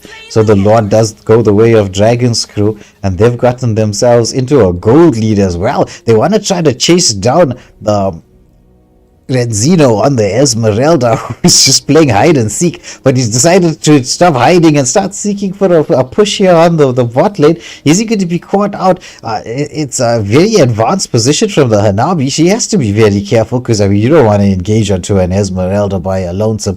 Meanwhile, the wave equilibrium not exactly set, but the Mystic Gush does come out. There's the feathered airstrike. King's calling will be committed shortly. There's the drag back is on. Oh, what a Wrath of Dryads. The setup is in there, but the shutdown goes the way of Esmeralda. It's a double. Pride, he's on the hunt. He wants to get even more. Can he take down this Rafaela? Immortality has been proc. They should be able to get it. It's a triple. Yeah, the Maniac is possible, but you gotta run back for the defense. The Lord was battling its way through. Yeah, I mean, that was very good plays coming out here from the side of PGD. They managed to get the overextension and punished it so hard, and now they get to comfortably defend the floor. Yeah, it's somebody needs to scout out for this backline dive. If you're on the side of Dragon's crew, these wraparound plays from the side of Purgatory have been quite effective. Yeah, 100%. They need to find give a bit more vision. I think Paksha should be the one to do the scouting. Yes, the tankiness, because Matata keeps also getting caught out of position, trying to bush check for his team. Because it is damage Mansathar. So he's not going to have that sustain. But the game is still pretty even, right? This can go either direction just yet. There's the drag back onto Big Spender. He's going to get melted down before Wrath of Dryads could be committed. So that's a big pick-off count. Can they translate that into a certain degree of control? If they stick as a 5-man unit, it's going to be very difficult for the side of PGD to do anything. But PGD, they've been using the waves to their full effect. You can see the mid lane push happening. It's going to force Basha away from being the frontliner to start dealing with these waves. And the feathered airstrike being committed by Farsa just off screen there. Not managing to catch on to anybody. But I suppose with a little bit of potential wave clear there. Yeah, 100%. I mean, look, it's also going to be really if the side of PGD does get the advantage and manage to take this next Lord, they're going to have to find a way to pick up Anna, because she can just mouth the Lord so easily. So it's going to be really hard for them to push into the base. Yeah, now Esmeralda, a bit overextended, but if you're going to make a play here onto an Esmeralda, you have to be careful for the potential wraparound that can come through. As you can see, they are trying to get into position. This time around, Dragon's crew sensing that the reposition coming, they reposition themselves. Now Lucas, he's going to be dragged back, but the Mystic Gush, it's really doing the damage with the feathered airstrike. They get the lock on Lucas. He's surviving through all of this. Oh, there's the shutdown kill, but it's a double kill going the way of Clint. It's a 2-for-2 trade-off. Both jungles are dead, but Clint, oh my goodness, he went in with the play. It's a maniac. Will it be a savage? It's a savage. Will it be a double savage? Clint, is it a double savage? Clint is eating. He's so fed. and double savage. Opportunity to end the game. They do have the minion waves. They can clear this out. And well, nice play from the Esmeralda, just tanking through, keeping that minion wave alive. Double savage for Toxic Nemesis. What a way to end the game. 100%. This is why people ban out these splints. This is the reason why when people go up against PGD, they often ban the splints out. Victory! Oh my goodness, that was fantastic. So PGD, they're drawing first blood and eking ever closer to getting their way into a top 4 finish. This is going to be an intense end to Group C, but the game is not done yet. We still have one more to go. The game was very balanced until that last engagement right at the end. Now, Yeah. we see the side of Dragon's Crew be able to drag this back to being 1-1, or are we gonna see PurgatoryGuildDn clutch this out 2-0? Shared points works in favor of Dragon's Crew. Purgatory are the one just slightly behind in terms of the point system, so they need the dub, they need the victory. Dragon's Crew, they can be happy even with a draw, so they're really going to have to be pushing into this next game. As we wait for the players to ready up, I think Dragon's Crew, they're reeling a little bit here. That double savage, dying. Yeah, that was made possible by Rafaela's passive, by the way. That was insane. Yeah, sure. To die. Oh. Now, ladies and gentlemen, things are on this absolute balance of a knife edge. Who is going to be taking this, right? We got the team swapped in. We're going to be heading into that banning phase right now. And so this is that moment in time where it gets interesting, right?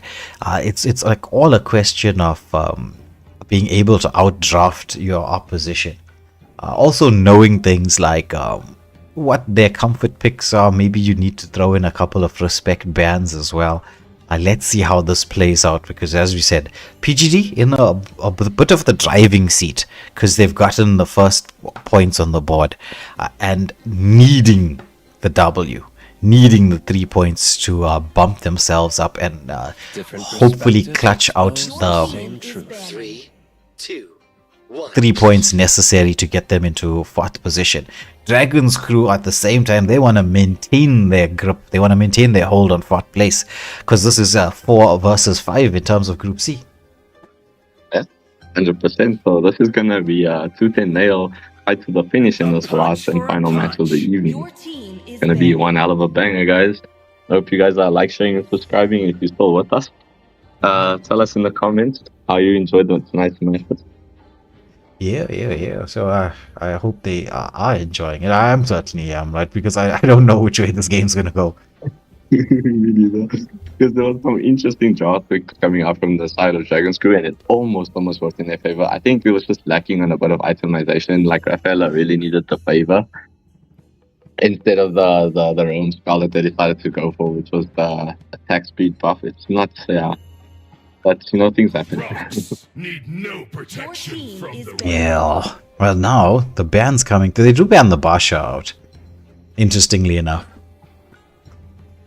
Yeah, that Basha was putting in some work. I was surprised. I'm expecting a Flint ban coming out actually on the side of Dragon's Crew. That Flint was getting bad. Well, unless they plan on allowing the Clint to go through and then countering him in lane. Yeah. I mean, yeah, that's probably the best option. But yeah, Anabi unfortunately just didn't have the output that was needed. I think Carry would have been better. Yeah, the Esme pick really sort of threw them off with that after the Navi came through. Yeah. But smart choice coming up from PurgatoryGuildDn, very smart drafting choice. I mean, we're gonna see how the next round goes. Banning out the Leo mode, though. Choose my own path. Ooh, Your team I like is that. looking. That is very interesting.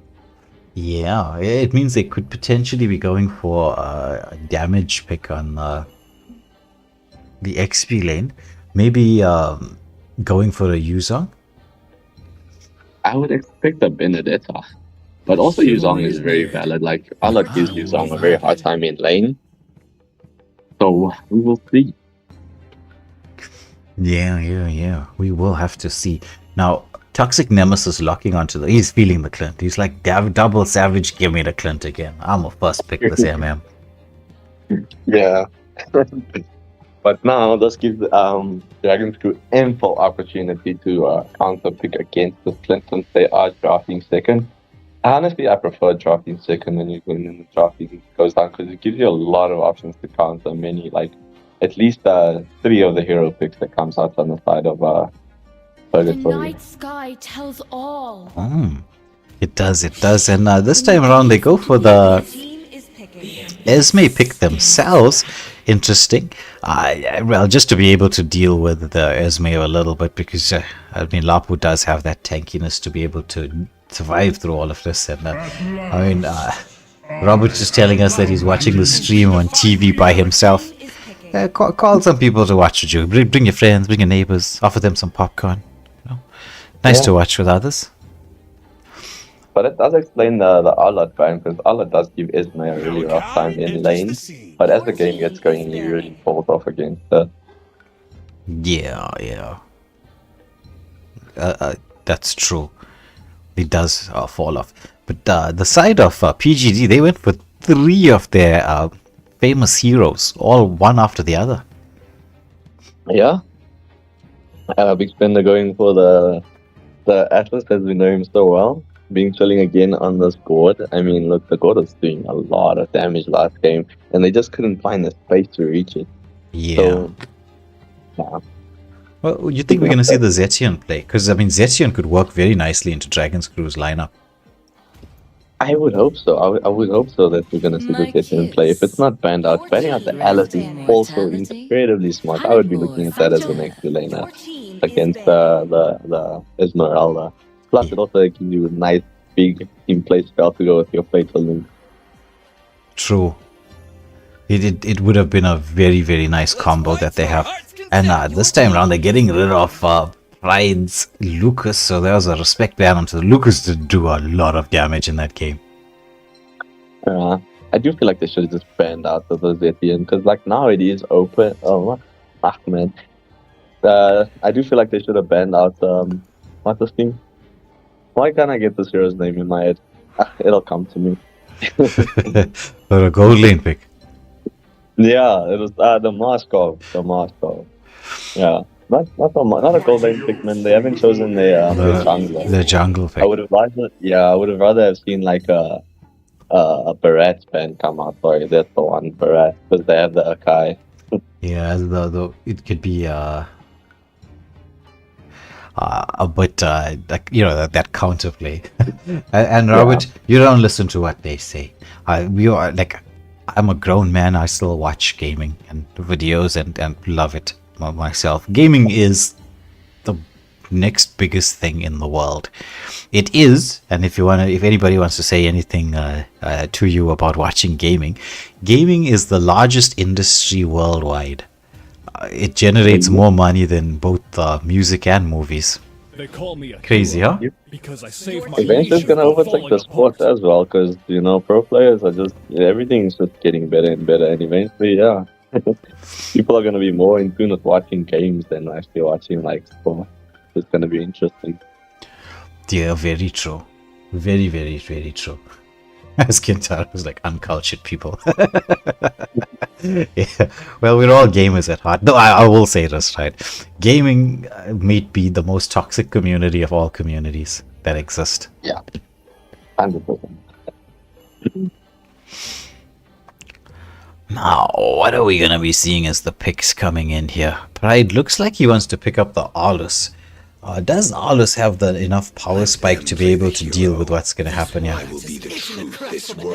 don't know. I think that pick might cost him a little bit. Especially with the Akai there, it's going to be very hard to contest. I think it might have been better to go with something a little bit more mobile. I know they have a lot of magic damage dealers right now.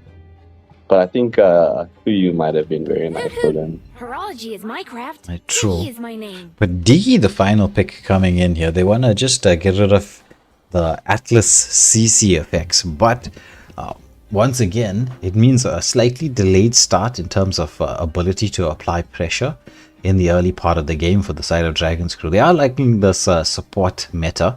Let's see how this turns out, because I mean, having a hard counter to Atlas could be a bit of a game changer. Plus the shield from Time Journey, that Diggy's ultimate can prove to be useful.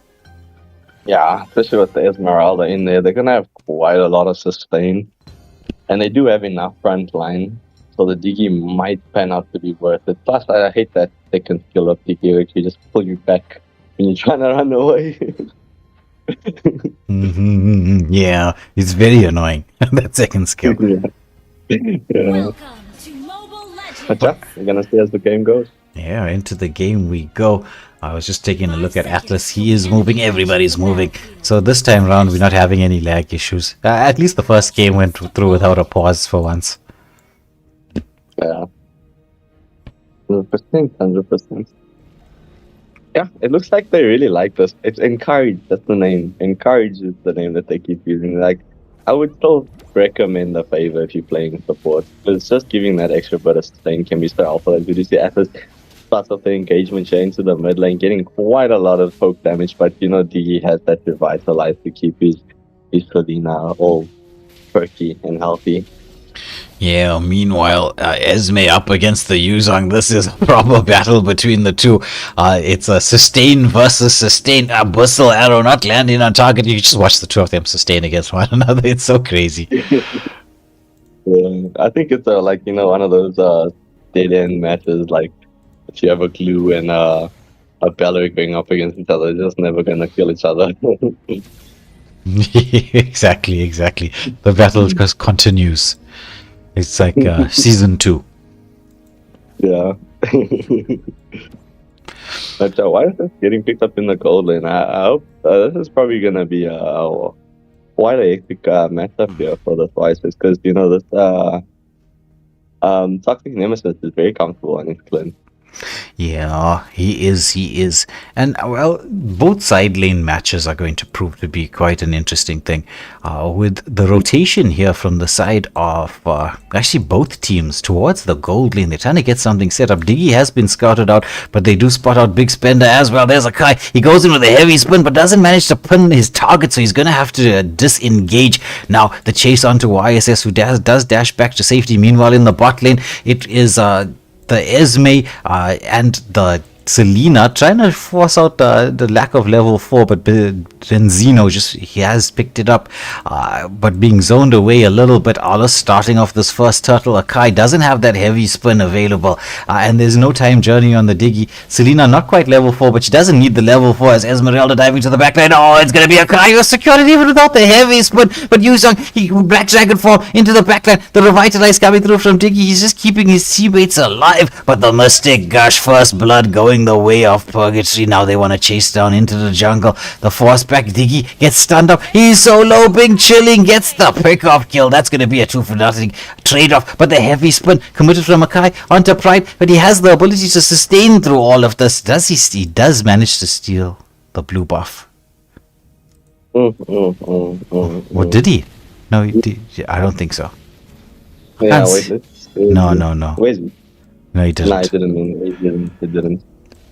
Close though, but still very solid engage coming out there from Purgatory, having quite a healthy gold lead in this in the early matches. It's roughly about a 700 gold lead. It's not too much right now, but if you can steadily build it up, it's gonna lead you to some very good things. Yeah.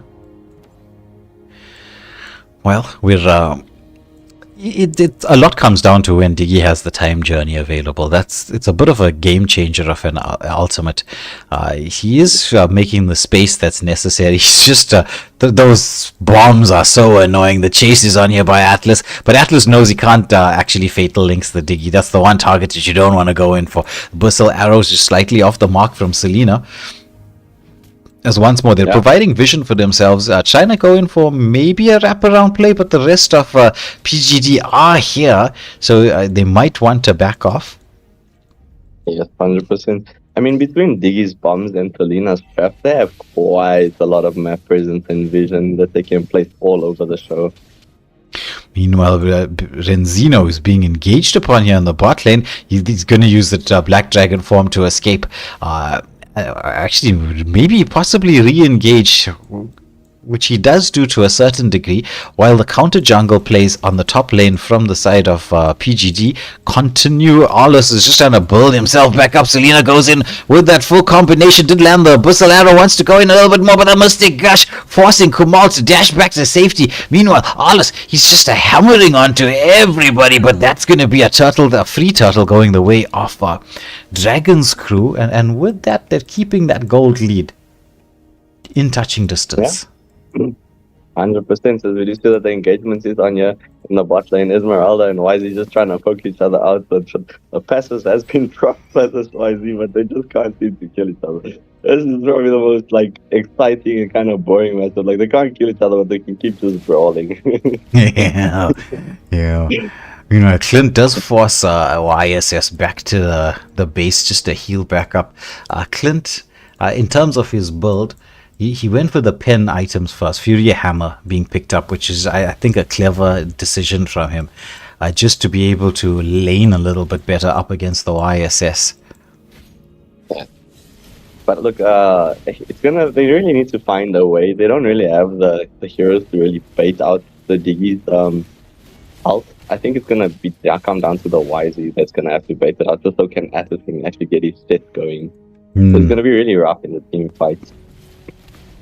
First phase of the Mounted Shocker has been committed. Heavy spin into the backline as they trap out Pride, but they don't have the damage to deal with him as Pride turns around. There's the time journey being committed with Roger. The Revitalize, there's the pick off onto the Diggy, and the Mystic Gush forcing everybody back. It's a big chilling, getting another kill on the board for his team. That's a 2-for-0 trade here in the top lane. Yeah.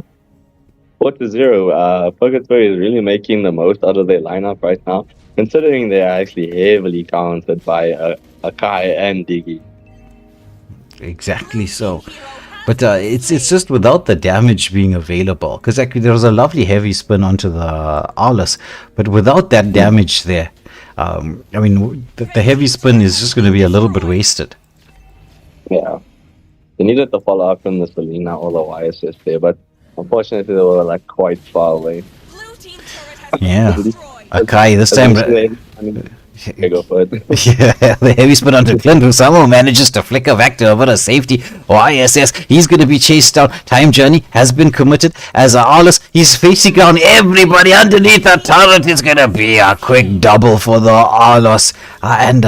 Even though I think they lost the the turtle is still up. Esmeralda now making the rotation across, but do you really want to go in such a situation? Yeah, no, this is just where you just let it ride and you try and do something else somewhere else on the map. But yeah, they've covered all their bases. Purgatory, they sent Flint to split push, so there was no opportunity to try and push in a wave. They just gotta hold this mid lane tower to the best of their ability. Agreed. Unknowing Truth's telling us it's 3 a.m. and he's watching MLBB in Africa. That's crazy, bro. 3 a.m. watching MLBB. Well, look, I also try to do that sometimes, the 3 a.m. calls. It gets tiring the next day. Morales, he's chasing down the Diggy. Revitalize has been baited out. But Selena trying to get a bit of a stop, but Akai gets the final shutdown kill onto Bing chilling that. God has been causing so much of devastation. Time journey being committed. The dive in onto Alas, who does get the reposition ability as Atlas being zoned away as well. But the patience being shown from PGD, they are hoping for a potential overextension and re-engagement. But that's a 1-for-0 trade. But it was a shutdown kill going the way of Dragon's crew. What was the viewer's name that you just mentioned now? Unknowing Truths.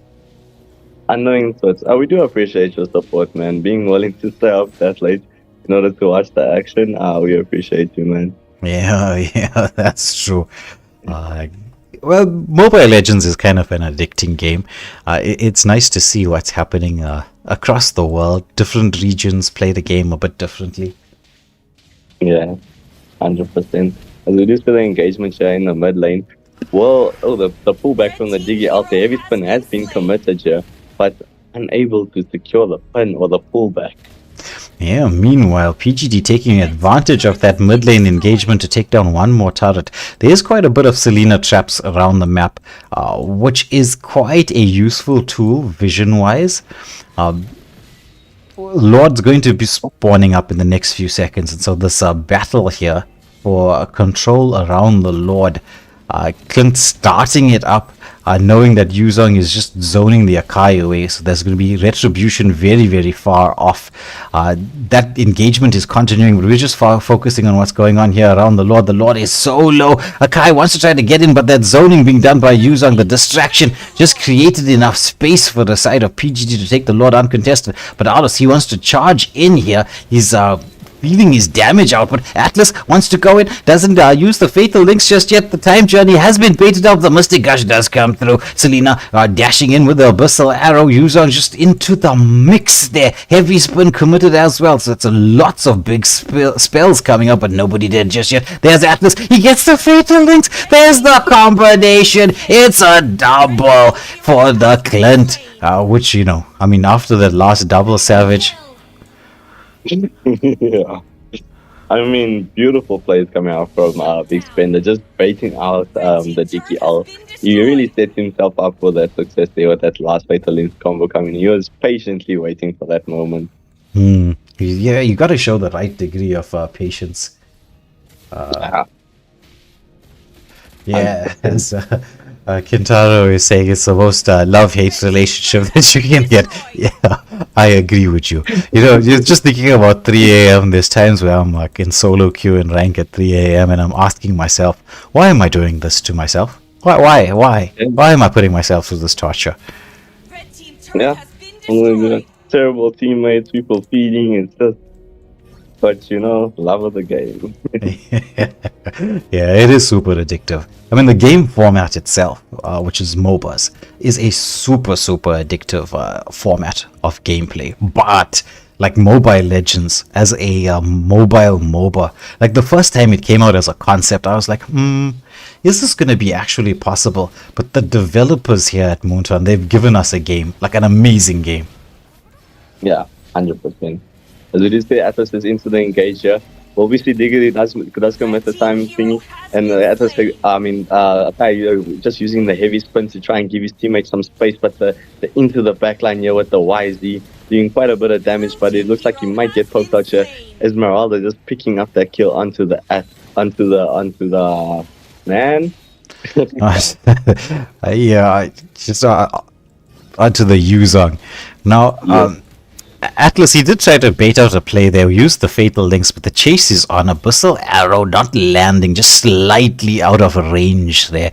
As we all know, right, the longer the distance that Abyssal Arrow travels, the longer the stun is going to be. Now, turn around here from Aulus. He's fully online. He's level 15 with the Mystic Gush setup as a follow-up. Look at Aulus. He's just chasing down everybody. Is Dicky? He should be next. The dive is in here. YSS. He commits the mountain shock, but Aulus, he's surviving through all of this. He's picking up a double. Yes, it's going to be a triple. Oh, God secures the kill, but the shutdown does come in. I care. I was caring for his teammate, but oh, look at this from Toxic Nemesis. He cracks the base open. It was a 4-for-1 trade-off. Diggy with his egg trying to stop this, but Ikea wants to try to clear that wave. He does go in, force them back a little bit. He's protecting everything as best as he possibly can. But Clint, he's just hungry for the turrets. He's hard focusing onto this, and this is going to be 2 turrets down ability to actually end the game if they can secure this Lord. Oh, 100%. It's going to be really hard for the side of Dragons to even think about contesting this. They might not even get to smell the Lord. Yeah, true. As Kintaro and Robert are sharing in our pain, they're telling us about Diggy and Nana jungles. At that moment in time, I'd be asking people to delete the game. For real. Like, they must go touch some grass and get off the toxic Kool-Aid. Yeah, what even is that? Now the Black Dragon form being committed as Yuzong driving into the backline. Uses Petrify, does manage to catch up one. But Dallas, he's got so much damage right now. He's into the backline. Heavy spin has been committed. But Dallas, is he going to get CC'd up? The second skill, the drag back here. As the repositioning does come through. Mounted Shako was committed. The time journey just keeping at least the backline alive for the most part. But the Clint, he flickers in there. Or second skills in there. He is hitting like a, not even like a truck. He's hitting like a one planet colliding with another right now. It's meteor shots coming in from this Clint. Options to try to get the lock on. The waves are pushing through. The Lord wasn't even taken. It was to be another. It's an unstoppable for the Clint. It's going to be another. It's a double. There's the lock on. It's a clean sweep going the way of PGD. Man, what a performance by PGD. Fully countered drop and made the most of it. Just shows you, execution is everything. Yeah, oh my goodness, execution definitely is everything. And Kitaro, yeah. Chat bans, okay, it depends. If I'm solo queue, I wouldn't mind a chat ban. I'm not saying, I'm not promoting toxicity. Don't get me wrong here. I don't say, Waylander said it's okay to be toxic and get banned in chat if you're solo queue. No. That's not what I'm saying. But it's not like I'm going to really be chatting to anybody in solo queue. Though it is kind of irritating to get those credit score deductions. Yeah, 100%. But as we say, gaming is a pretty toxic environment, and there are certain games that are more toxic than others.